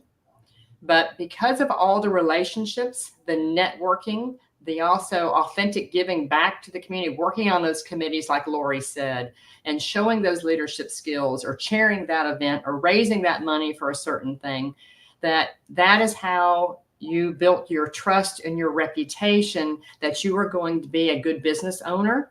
And the journey that took me from being a financial analyst to a chef to a marketer and communications person, they all are intersecting. They all grow and grew together, because I'm glad I have the financial sense, because I know how to run a business and I know how to run P&Ls. And when I'm looking at with clients, I know what they're looking for from a return on investment. The hospitality side, from being a chef and a restaurateur, that is completely helps you learn service and skills. And now as a marketer and communicator, you have a broad and very diverse knowledge of many different activities and opportunities. So I think that's what's really interesting, is that don't think that necessarily your journey when you start in your career is going to be the last journey that you have, because you have the ability to rebrand yourself many times over if you're authentic and do the things that you love. I mean, I just think that's an incredible story, and I hope the women that are engaged in this symposium hears it, because where you are at 24 doesn't necessarily mean that's where you're going to be at 60. I mean, life is truly a journey, and you build on, like you said, Valerie, you've built on every experience to get you where you are today. And that's truly, Ruby, that was an excellent question. A true rebrand. Karen, did you have something you want And I'm so inspired by that story, Valerie. And I think for those of us who have not yet had such sharp, I guess, career jumps or moves, I think each of us needs to remember that evolution is natural and it is actually encouraged for us as individuals, for brands, for companies. No organization ever stays stagnant. That's not growth. So recognizing that evolution in our own stories is so important to own and leverage in how that translates to your personal brand story. As I started Caramelized, it was dubbed a food blog, but then I recognized quickly that my life was really evolving at a faster pace and needed to encompass more than one topic. So why not redefine in a way that is authentic to you as a whole person? And so with that, Caramelized is more than food, it's lifestyle, and it's something much broader. So seeing rebrand as evolution, I think, is something that I hope we can all relate to. It's important. Monroe, put that third question up because we only have probably less than 5 minutes. And I want to make sure if we can get this last question in from the audience that we have it. Do any of you have a favorite phrase, statement that represents you and your personal brand? Mean what you say and say what you mean. Love it. I have a quote. I mean, it ties into joy. It always talks about misery might love company, but so does joy. But joy throws much better parties. Quote that I live by. Love it. Kara, what about you? Lately, I've been reminding myself, your hands will always be full, but fill them with the right things. It's really defined how I'm living every day in survival mode as a new young mom. I think been there, done that. I tell you, it's a journey. So one last question for you, and this is kind of our parting question because I know we've got about 2 minutes, but and Chelsea's on standby. But parting thoughts: if there was a way for someone to believe that their personal branding intersects with community needs and societal changes, how can individuals use their brand to affect positive change? I think, Lori, you touched on that when you talked about how active you were or still are in the community and how you translated that. So final thoughts around translation of that. I'll just pick up from there is align with your passion, right? What are the things that, and when you think about passion, what makes you mad? What really pisses you off when you're watching the news and TV? And go figure out how you get engaged with that group. Don't just be the person sitting idly by, but go and figure out how you get engaged, because that is when and where you can have the most impact. And again, that's part of the reputation piece. I think reputation is the byproduct of your personal brand. And so if you are at the helm of whatever that thing is for you, people will see it and they will say, this person is living their truth. And so I encourage you all to figure out what it is and go be pissed off and passionate. I love it. Valerie, any final thoughts? I would say very much like Lori, is that find out what it is that is the passion that you have, and then know that you as a single individual can make a difference, and know that. And I encourage everyone to go find those causes, get involved in the community, support one another as much as possible. Always be leadership is about trust, and it's not about divisiveness. Figure out how we can truly work together and make things in our community a better place. I mean, I truly encourage it. I encourage you to get a coach. Reach out to any of us. We're always willing to help as well. Thank you, Valerie. Kara, final thoughts.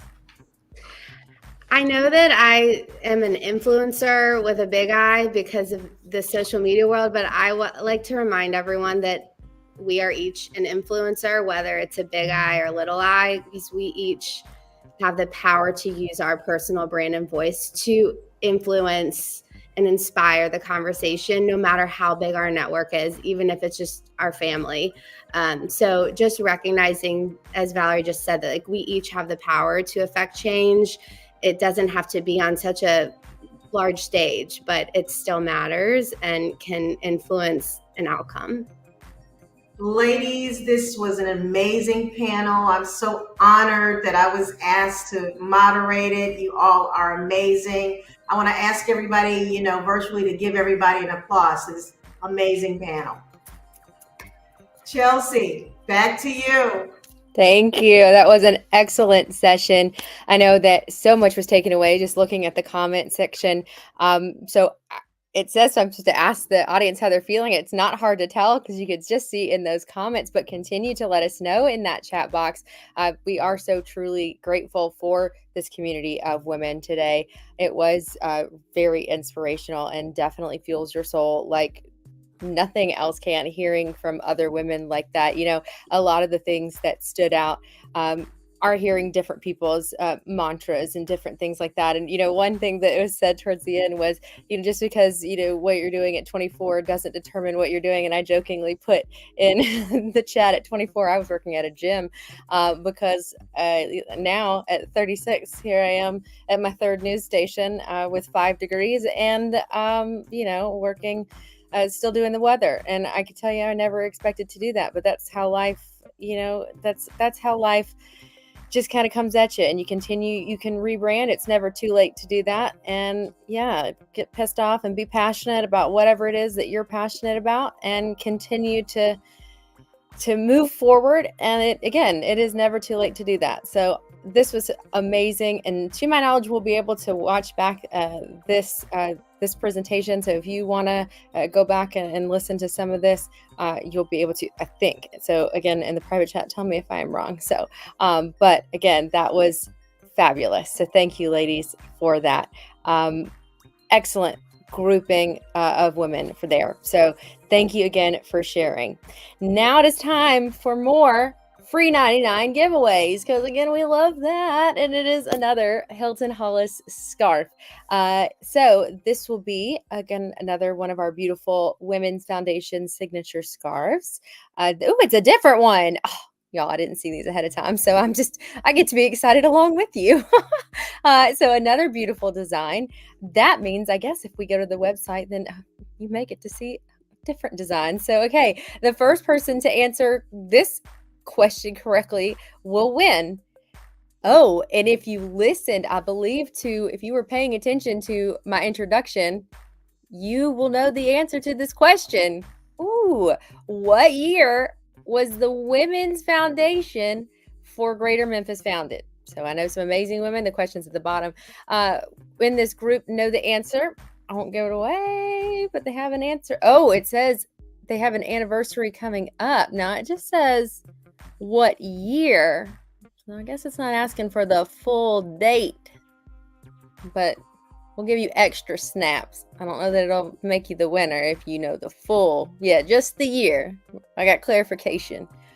But if you know the full one, I'll just give you personal snaps if you just happen to know that. But so we have that coming up. Gosh, y'all are just, let's see. Gosh, y'all are quick. Y'all are quick.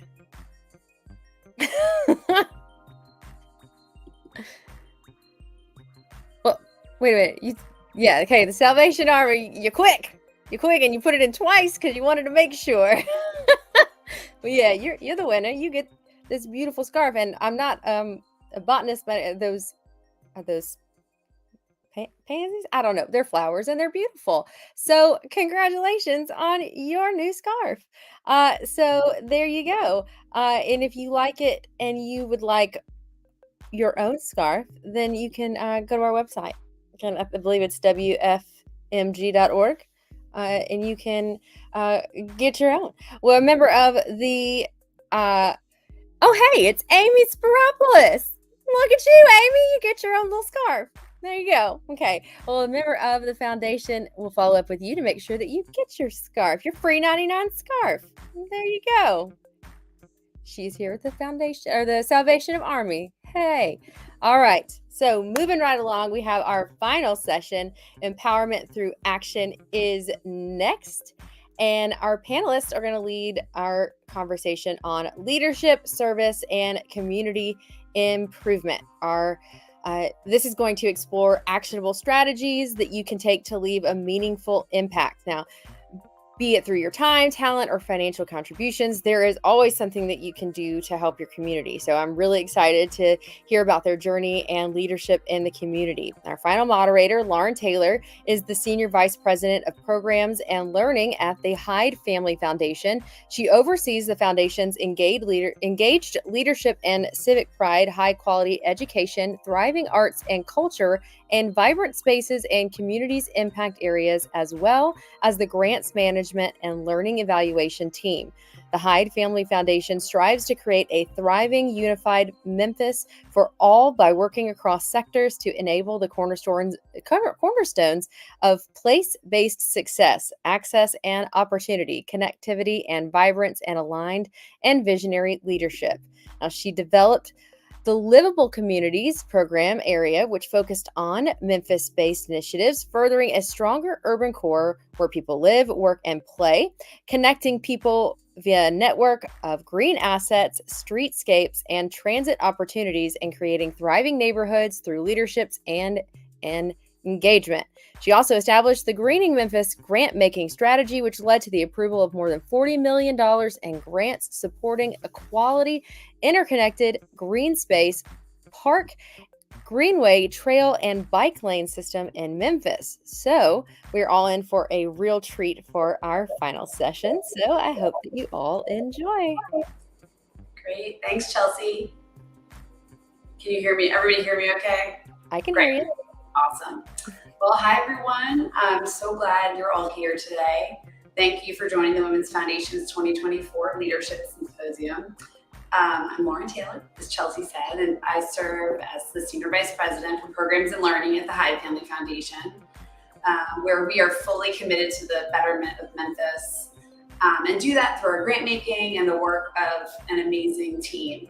I have been with the foundation for almost 20 years, serving in several different roles. And prior to that, I worked in development at MIFA, the Metropolitan Interfaith Association. I'm a proud member of the board of directors of the Women's Foundation for Greater Memphis. I have my this year's scarf here. It's beautiful. And I also serve on some other local and national boards. Community service is so important to me, and it will always be a part of my life in ways big and small. And currently working in philanthropy, service to community is very much embedded in our day-to-day work, as well as in our personal lives.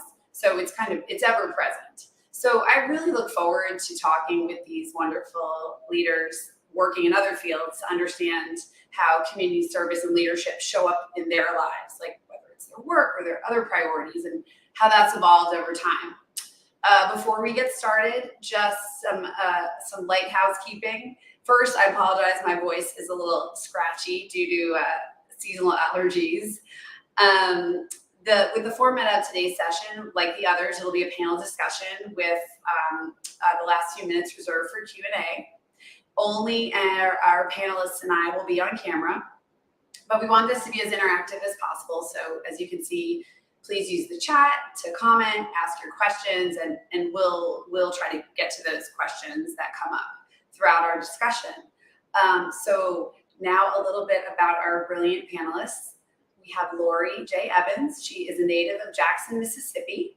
She's employed at Regional One Health as Manager, Customer, and Community Engagement. In this role, Lori is responsible for implementing and supporting corporate and community engagement efforts. She is a proud two-time graduate at Jackson State University. Her senior year, she was elected and reigned as Miss Jackson State University 1998-99. Lori is president-elect of the Junior League of Memphis and will assume that role in June of this year. Her other community involvement includes being a proud member of the Memphis alumni chapter of Delta Sigma Theta sorority, Memphis chapter of the Lynx Incorporated, life member of the Jackson State University National Alumni Association, and currently serves as second vice president, New Memphis Fellows, A16, Nexus Leadership, and Leadership Memphis Executive Class 2022. Jenny Turner Coltnow, our next speaker, is a go-getter, dot connector, and strategic thinker whose career has spanned higher ed, professional sports, retail, and healthcare.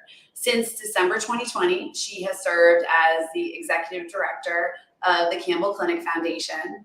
Her 20-year career includes senior leadership roles at the Memphis Grizzlies, AutoZone, Church Health. She led the creation of Girls on the Run Memphis, and she served on nonprofit boards, including New Memphis, Facing History and Ourselves, and the Soulsville Foundation. She has been recognized as a Memphis Business Journal Superwoman in Business in 2018, the top 40 under 40 in 2007, and she led the Grizzlies to earn the London-based Beyond Sport Team of the Year honors.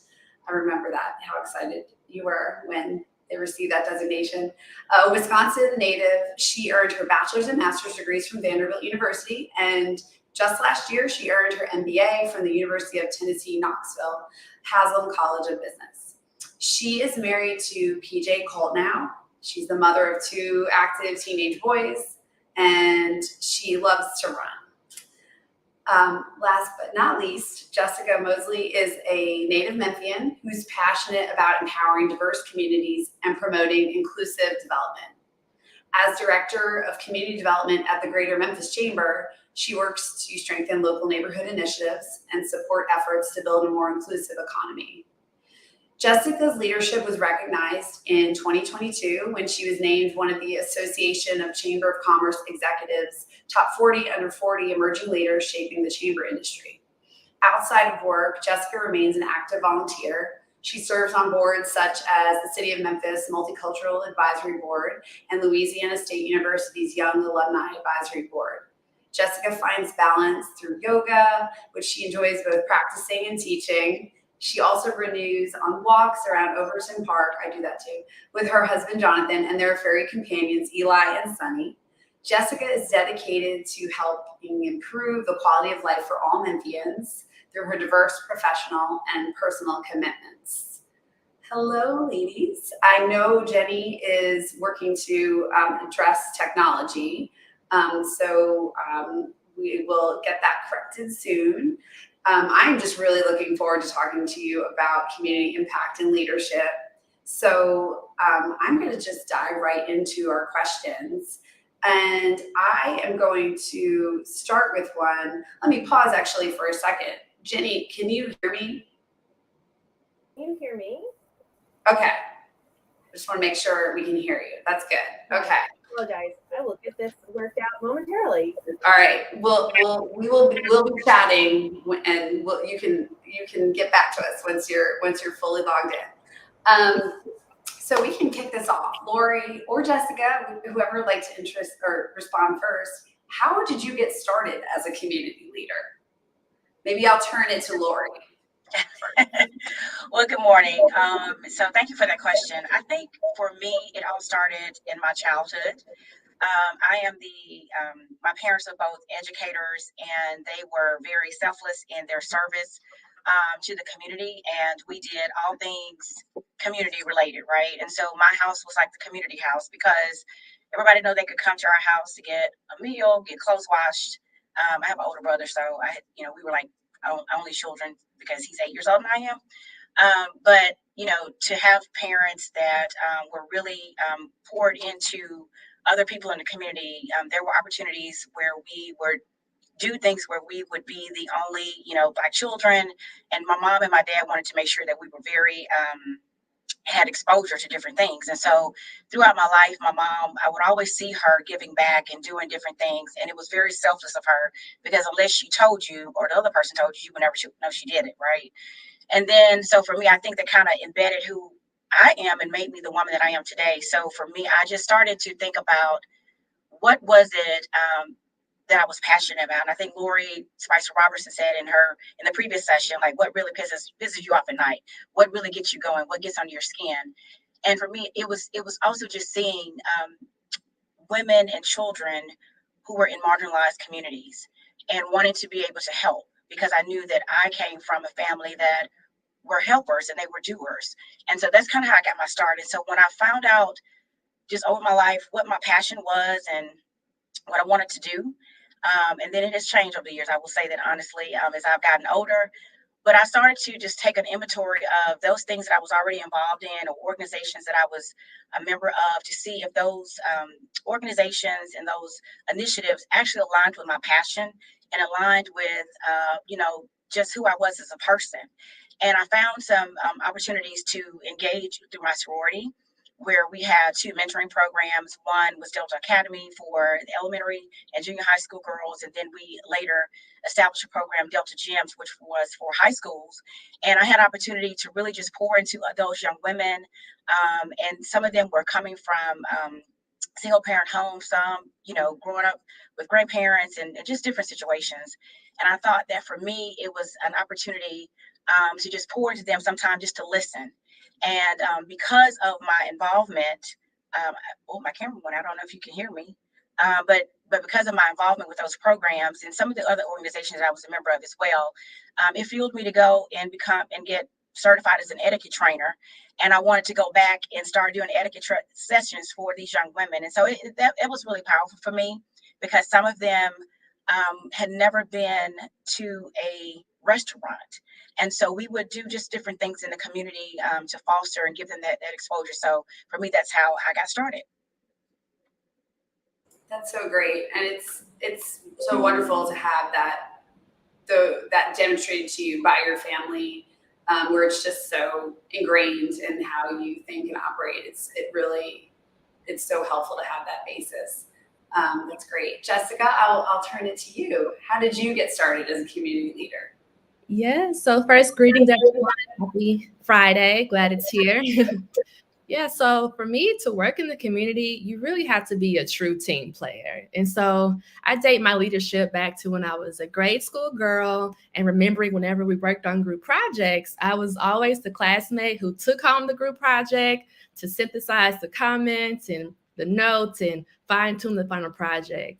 And so I didn't know it until I didn't know it then, but this level of responsibility really translated into me being the dependable one, or in other words, the go-to. And so I believe it's, first being trusted and reliable, that in whatever community or group that you are working with, that they will naturally consider you as a leader of the group. And so, especially if you're making good on what you said you were going to do, because everyone is trusting you to bring the final project back to class to get the best grade.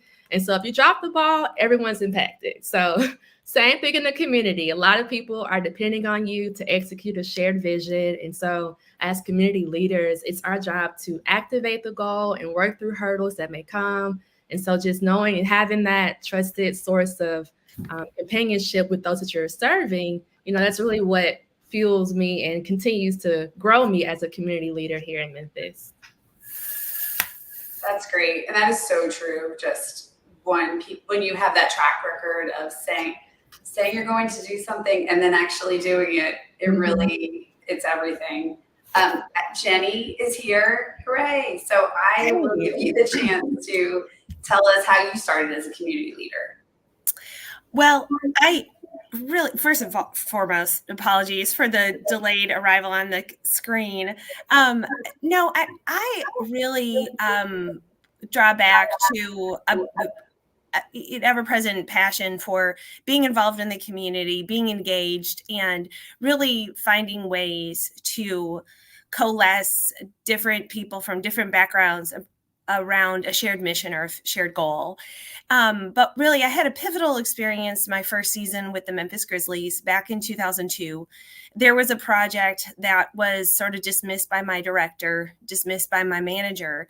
And so as the lowly coordinator of community relations, I had an opportunity to sort of take the ball and run with it on a program that really became the sort of point of origination for the Memphis Grizzlies Charitable Foundation.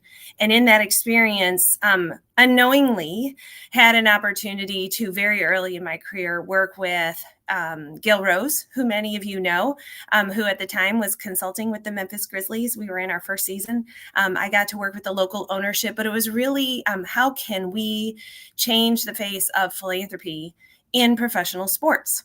And really be driven by impact and not by glorified photo opportunities. And I think that we all agreed that, we really wanted to change the lives of children. We really wanted to bring our community together. And that opportunity really being eager to step up and do many things outside my then comfort zone thrust me into a world where I realized that I had the skills and the passion to really drive community impact. And I've been very blessed to be able to do that for the last 20 plus years. That's great. I like that example of sticking with something that you might not be getting support from others in your team or organization, but it has merit to it and it ultimately has a great impact. I'm curious for each of you, and Lori, I'll start off with you. Do you have a personal motto or mantra that inspires your community service and giving back? I do. Actually, one of my favorites is empower women, empower women. And I love that because I believe that if you empower a woman, you can change the world. You can change the trajectory of anything that you want, right? If you just empower a woman and just give her the space, the exposure, and the resources to do whatever it is that she wants to do. I've been so surrounded by some amazing, positive, intelligent, courageous women throughout my life. And at different stages, they have poured into me, they have mentored me, they have pushed me, they have counseled me, and they have empowered me to do so many things that I probably would not ordinarily do. And that was starting with my mom. And these women are so authentic in their leadership. They're authentic in their friendship. They're authentic in their sisterhood. And I love it because they are so real with me. And they tell me they'll smack me on my hand when I'm wrong, and they'll tell me when I'm wrong. And I appreciate that about them because nobody wants yes people around them all the time. I mean, I don't, but their authenticity empowers me. And I have just been so celebrated and enlightened and encouraged by these women throughout my life.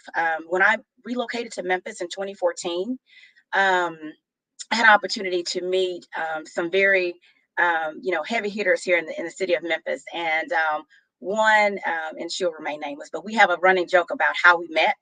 And then their encounter that we met, and we always laugh and talk about it. And when people say, "Oh, how did you all meet?"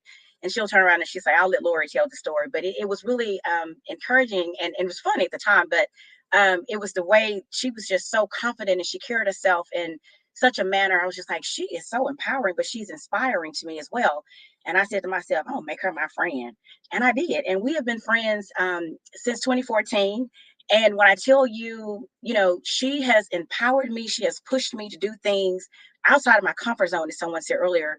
And doing that has put me in different spaces and places where I may not have been had I not been connected to her. I have another mentor who, like she says all the time, and if I called her name, anybody on this call knows her, you would say she is just a straight no chaser. She is just really real. And I love that about her because, she'll just sit down and when I've been just going through things personally, professionally in my life, she would just say, "Let's sit down and talk about it." But then if I can say I've done X, Y, and Z, she'll say, "Okay, now tell me, how could you done that differently? How could you responded to that differently?" And I appreciate that because sometimes, when you are sitting in this little trench of misery and you're, sad and mad or whatever, you need somebody to just do a reality check for you, right? And say, "You know what? You need to own up to your thing, to what you did in that particular situation." And I appreciate that. I really appreciate that about her as well. And I tell them all the time, but they have been so so just inspiring to me, and they empower me, but they empower me to be my best self. They empower me to show up, and when I do show up, to show up as my best self, whatever that is. And for that, I celebrate them because they celebrate me. And I think that there are a few songs that, if you think about it, Beyonce has a song, "Who Runs the World, Girls." James Brown has a song that says, it's a man's world, but the rest of that verse is, but it will be nothing without a woman or a girl. And I truly believe that. And it goes back to being empowered, because I have been empowered by other women. I strive to empower other women, because again, I want to be a blessing to others, and I want to empower others. So that's for me, empowered women, empowered women. I actually have the saying right here on my wall. So that's my mantra. That's nice. That's so awesome. Those are such great examples too of women empowering other women. I love it. Jenny, what about you? Do you have a motto? So, Lori, I love that you shared an example from music, because I actually love sports metaphors. And it sort of goes two ways. First of all, I think that oftentimes music and sports are sort of the only world languages where people can agree and rally. And so when you find a way, and I think it applies to community engagement, people are going to come from different experience, different perspective. And if you can find a common language to reinforce that we're all trying to achieve the same thing, I think that things move more quickly and move more smoothly. The second thing is that as many of you know, I'm a runner. I'm a distance runner, and the discipline to endure, the patience in the process is so critical to these community endeavors. And it doesn't matter if you're a board chairman or a volunteer and sticking out auction signups. Everything takes time. And if you want to see change, you have to be willing to usher in that change in spite of the time and the effort that it takes to achieve it. That is very true. Jessica, what's your motto? Yeah, similar to Jenny and Lori, the motto of having a reference to music or sports.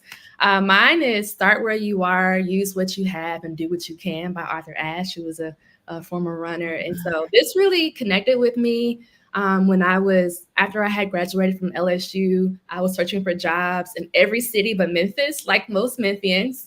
And so the clock was ticking, and I haven't found a job after I had graduated. And so the best advice my dad gave me was look for a job back at home.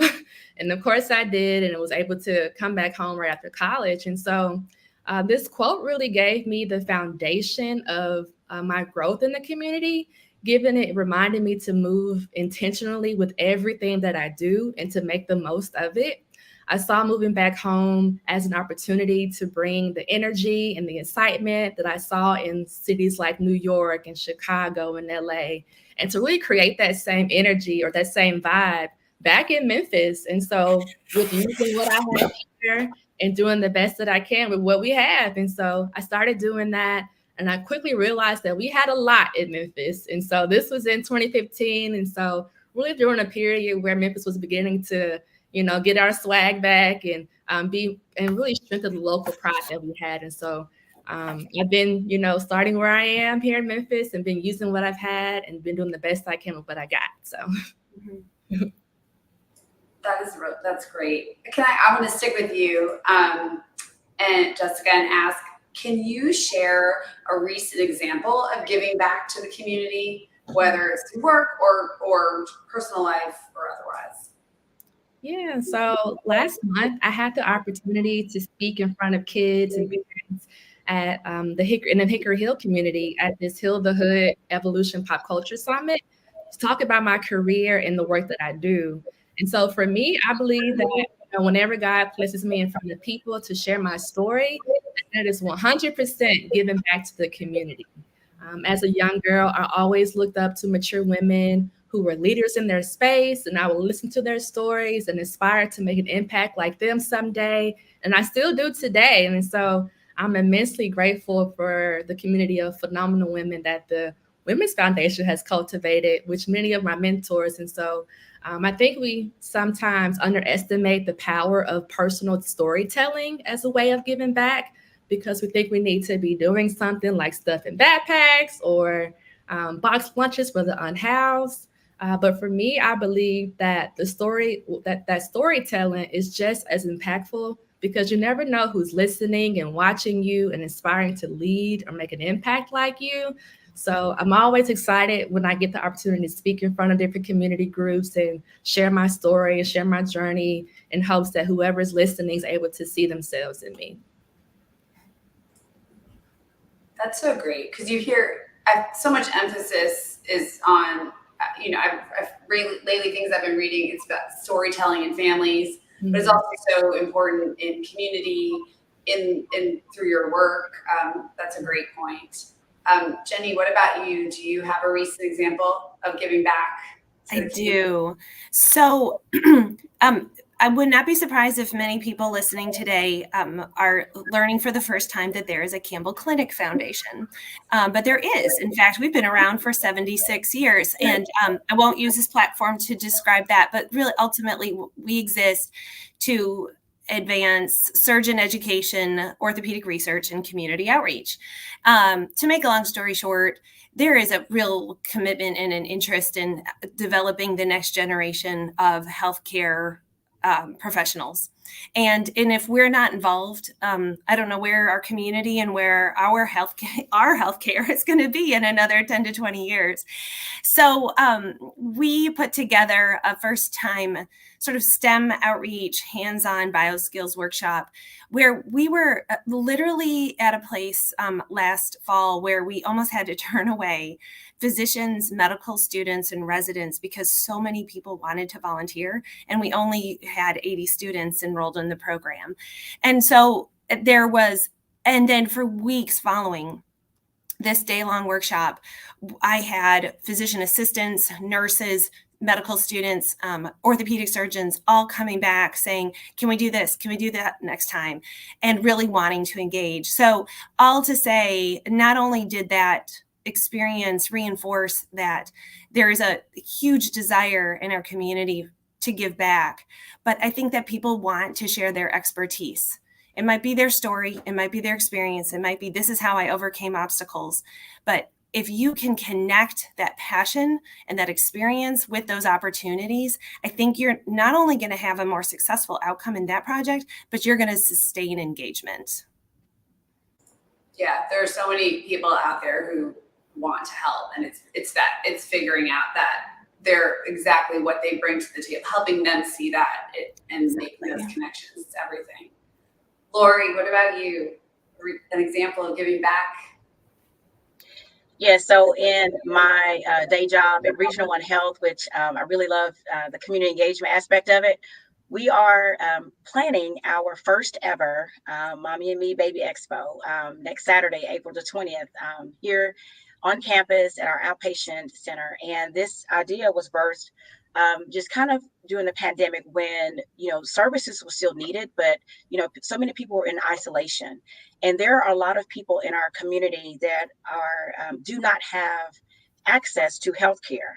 And so it kind of started with, how can we still provide services to the Memphis community? How can we still provide services to the patients that we serve? Because at the end of the day, just because we were in a global pandemic, the world did stop for a minute, but people were still needing care. Women were still having babies, right? People were still needing to have surgeries. And so we started at that point to think, how could we connect the many services that we have here at Regional One Health back to the community, but do it in a very safe way, because everybody was still trying to make sure that we as staff members were safe, but we were also being safe with our patients. And so we started the conversation, and then, life just started happening, and the pandemic just kind of started going all which way. And we were just like, okay, kind of put it on hold, but we wanted to bring that idea back. And so we got a committee to the table, working with our women's services, both inpatient and outpatient, and we have brought it to life. And I'm so excited about it, and I cannot wait to see it, because we have over 23 vendors. And these are all community partners, that some that have never had a connection to Regional One Health, But as we started planning, we've been hearing these stories about, my grandmother, was a patient at Regional One Health, or, before we went to our rebranding, it was the Med when I first moved here. And so we are really excited about this event because it is free. And I'm just doing a shameless plug, but it's free, but it's for the community. But it's an opportunity to connect Regional One Health back to the community, because we want people to know that we are here.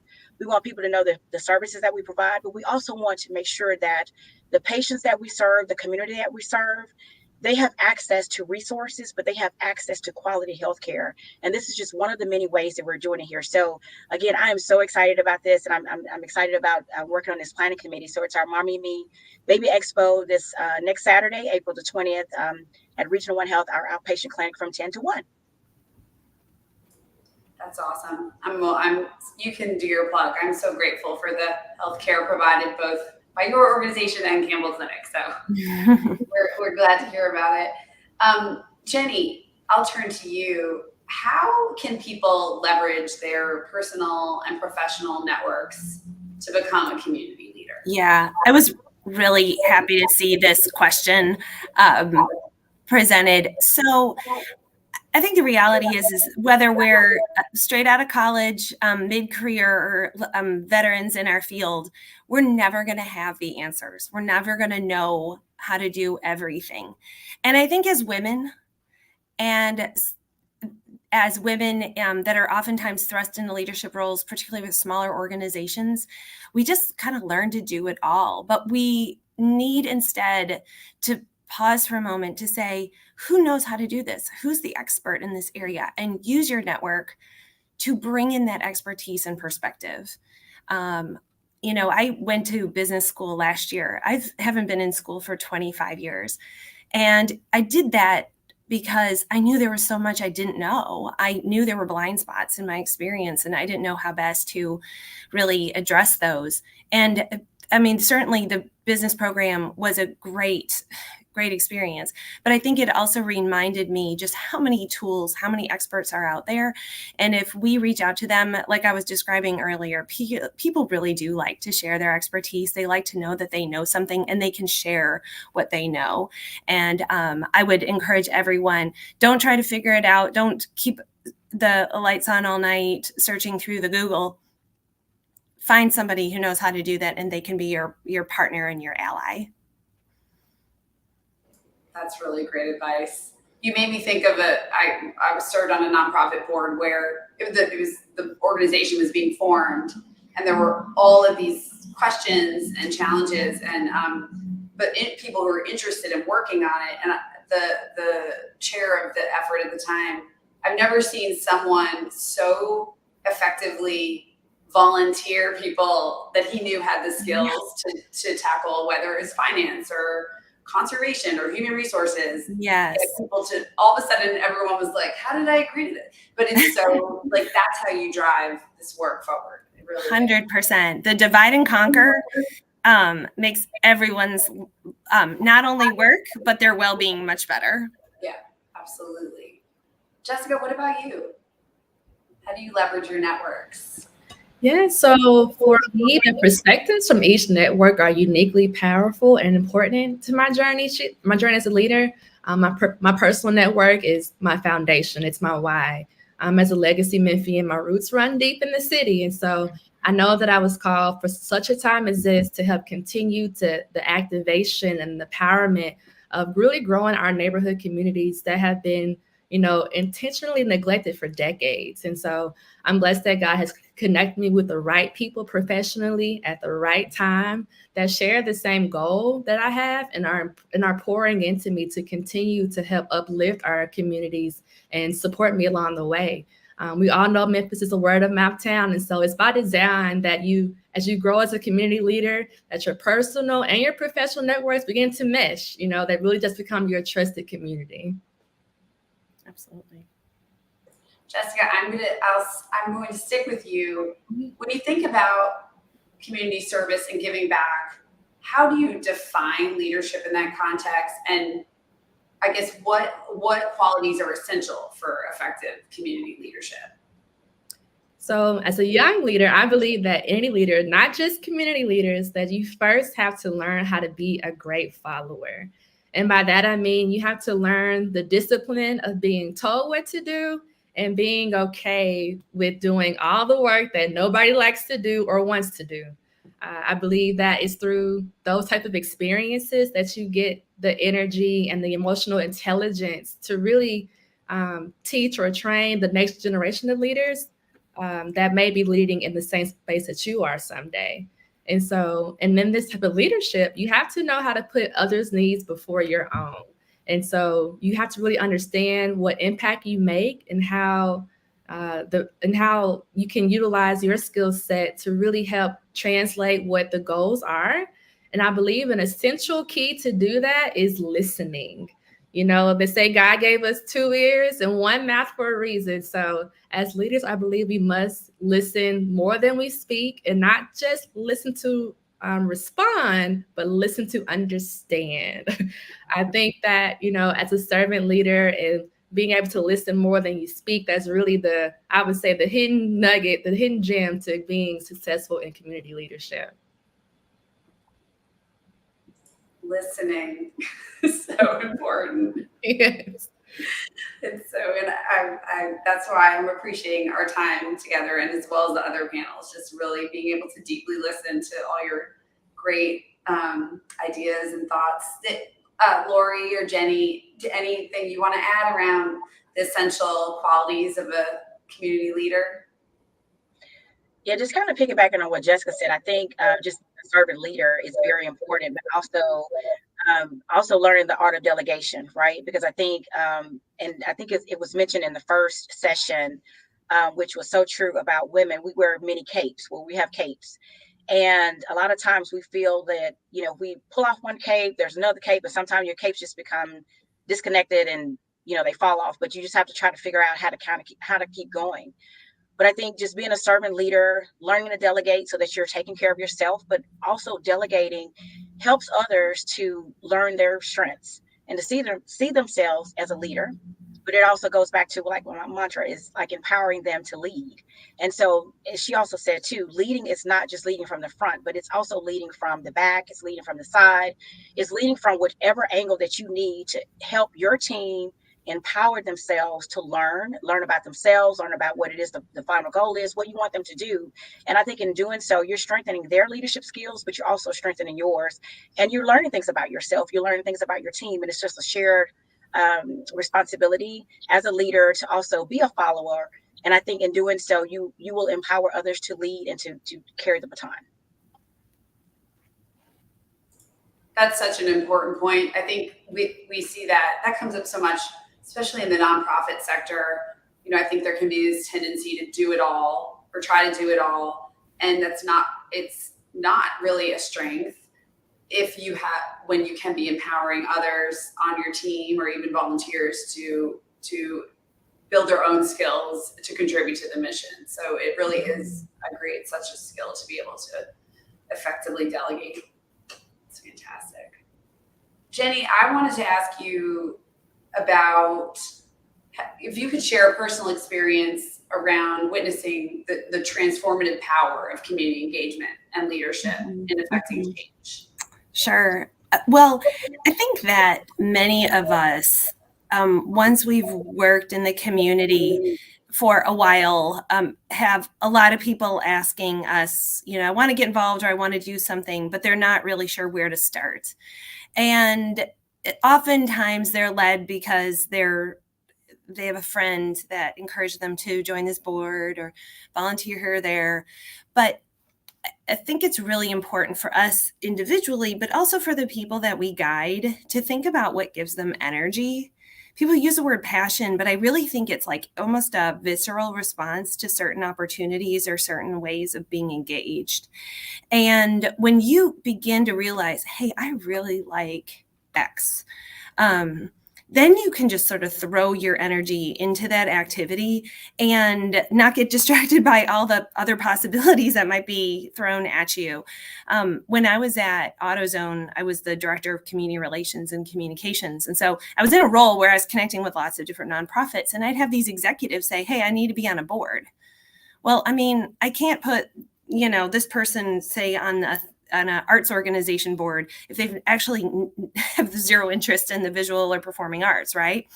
And likewise, I can't put someone who, does a lot of art in their free time and is super creative in an organization that might be around like technical training. So it's really I talk about connecting the dots, but I really think that matching someone's not only interest, but also like where they get their energy and what level of work they like to do. Because some people are like roll up my sleeves, hands-on. Other people are public speaking. Other people are communicators. Other people can really bring their sort of leadership expertise to the table. And every single one of those things matter. But at the end of the day, like I said earlier, we want people to stick with it.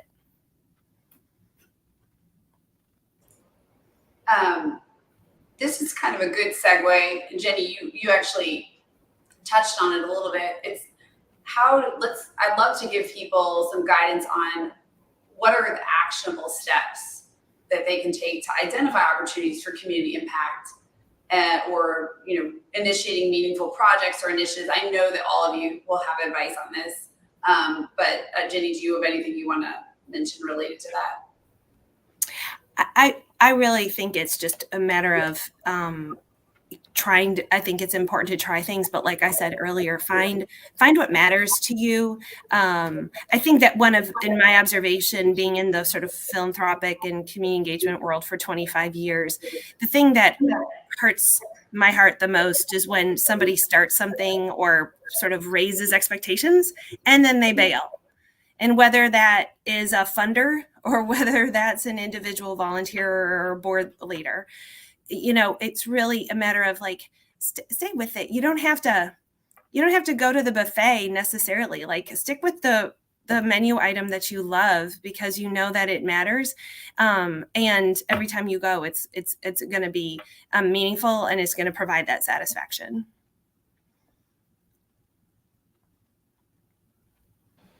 I can jump in. Yeah, I can jump in here. And so, like, what I think about Memphis is that we have no shortage of ideas and opportunities. And so, I would suggest anyone who's looking to find ways to make change is to really get boots on the ground.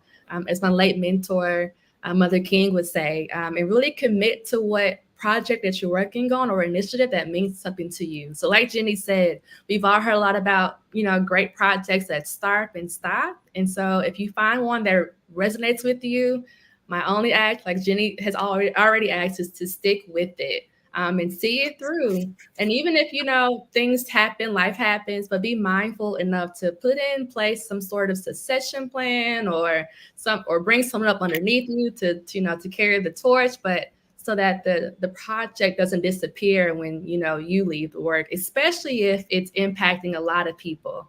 And so I know, and know going in that a lot of sweat equity goes into this type of work. It's not a one and done job. And so you really want to nurture the relationship that you make and not just ghost the relationship that you make in the community. So no one likes to be ghosted in the community. So I'm glad you're both driving home this point. It's very important. Lori, what actionable steps do you recommend? I would say find your tribe. And, I think we've used this word interchangeably. Find your passion, find your energy, but just find what keeps you up at night. Find whatever that interest is for you that moves you to just go and do it. If you could do whatever your favorite passion, energy, interest is and do it for free, or even get paid for it, that's what's going to motivate you, right? Find what motivates you, but find your tribe that believes in that same interest, that same thing that motivates you. Find that tribe that motivates them and go out and do it together. Because I think a lot of people are yearning for a relationship. People yearn for connections. And I think that's what keeps us going. And so the world is very relational. And so for me, I would say find your tribe, and then find that tribe that wants to go and do in the community the same things that you want to do. Because again, you'll find out a lot about yourself. And then, as Jessica said earlier too, there are so many ways to plug yourself into Memphis. So when people say there are not things to do here, they're not opportunities, I'm like, where are you living? Like, are you living on the moon?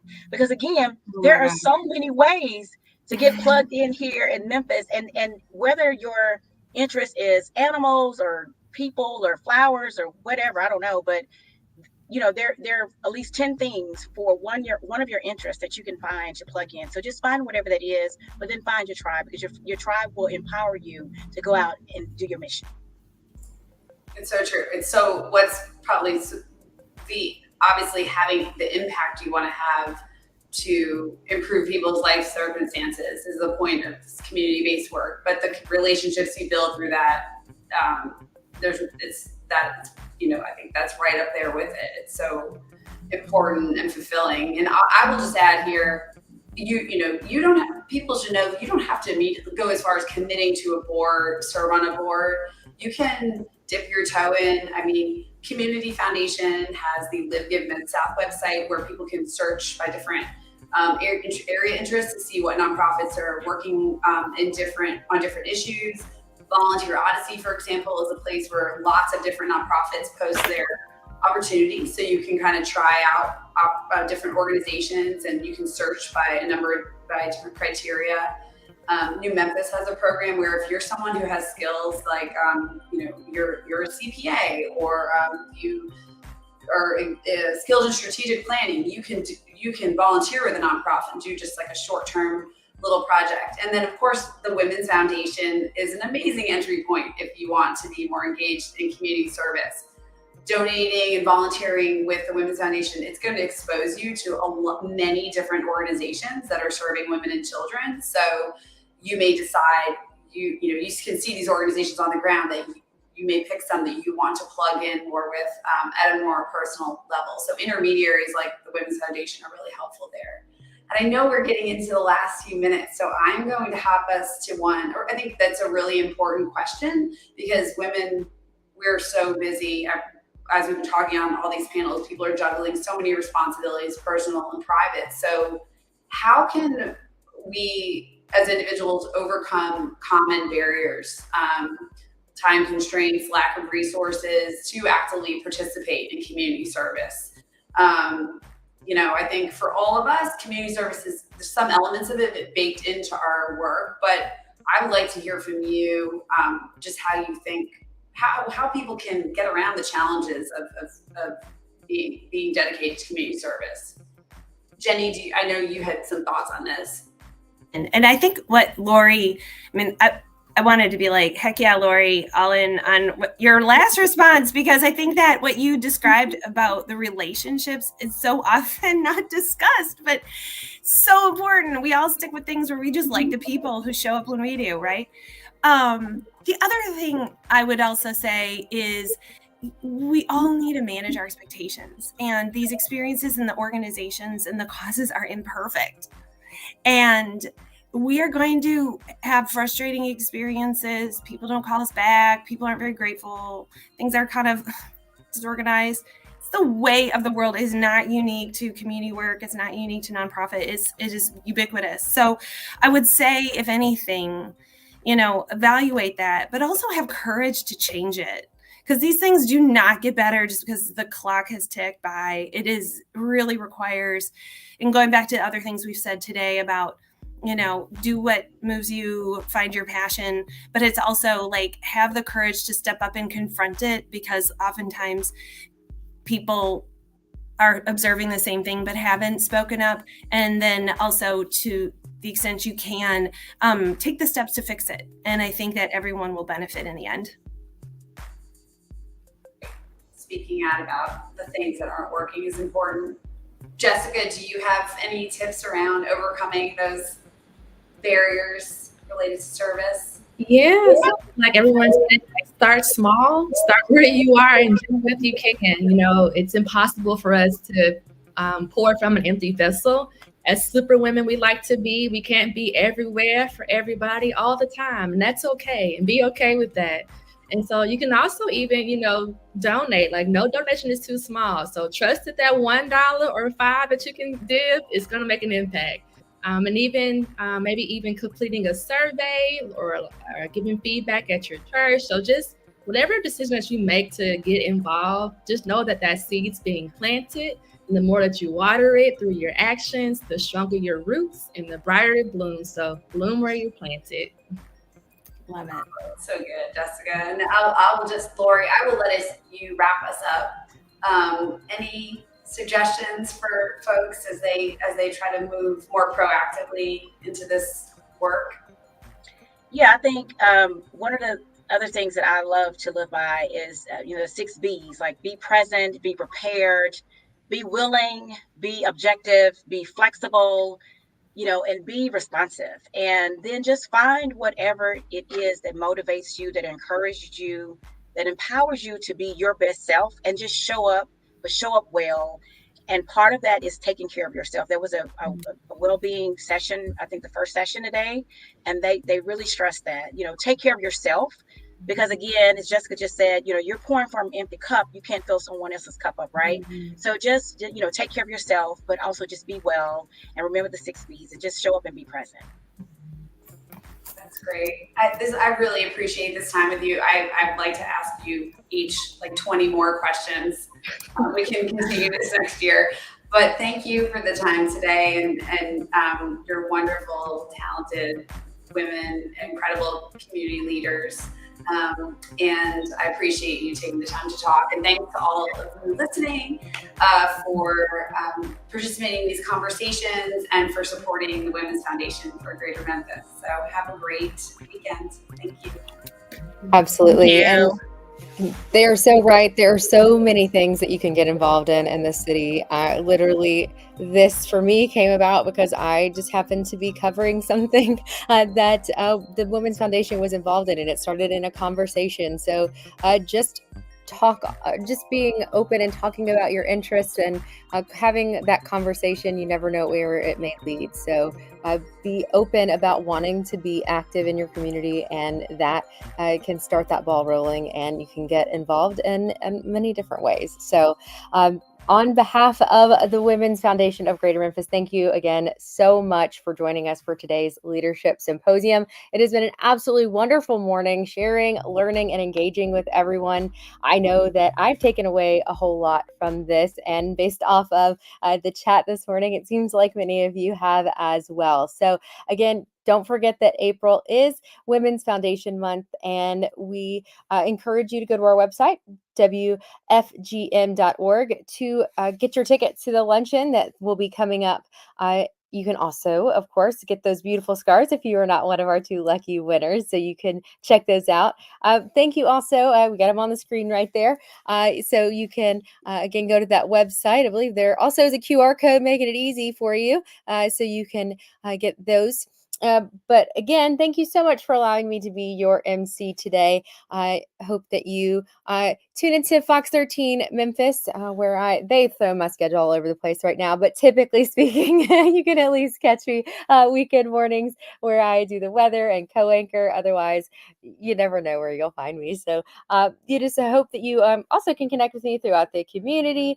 And again, at the luncheon, we'll be all over the place on social media as well. If you are using social media to talk about what's going on today, make sure that you tag the Women's Foundation. You can use their Twitter. It is at WFGM_org, but make sure you use the hashtags, hashtag Connect, Invest, Empower, MEM. Of course, that was a theme for today. And hashtag WFGM Leadership Symposium. Please tag us all in your posts so that people know what they miss out on, so they don't miss out on, again, next year or this luncheon that is coming up. So other than that, we want to have some closing remarks from the president and CEO, Ashante K. Avant.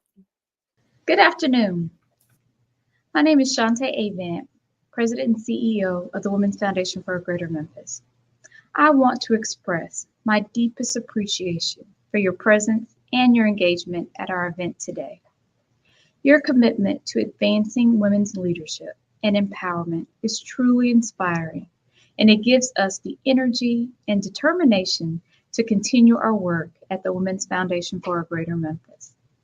As we approach our annual tribute luncheon on Thursday, April 25th, I want to remind everyone that this is our signature event where we all come together to celebrate the progress we've made and to reaffirm our commitment to building a more just and equitable Memphis.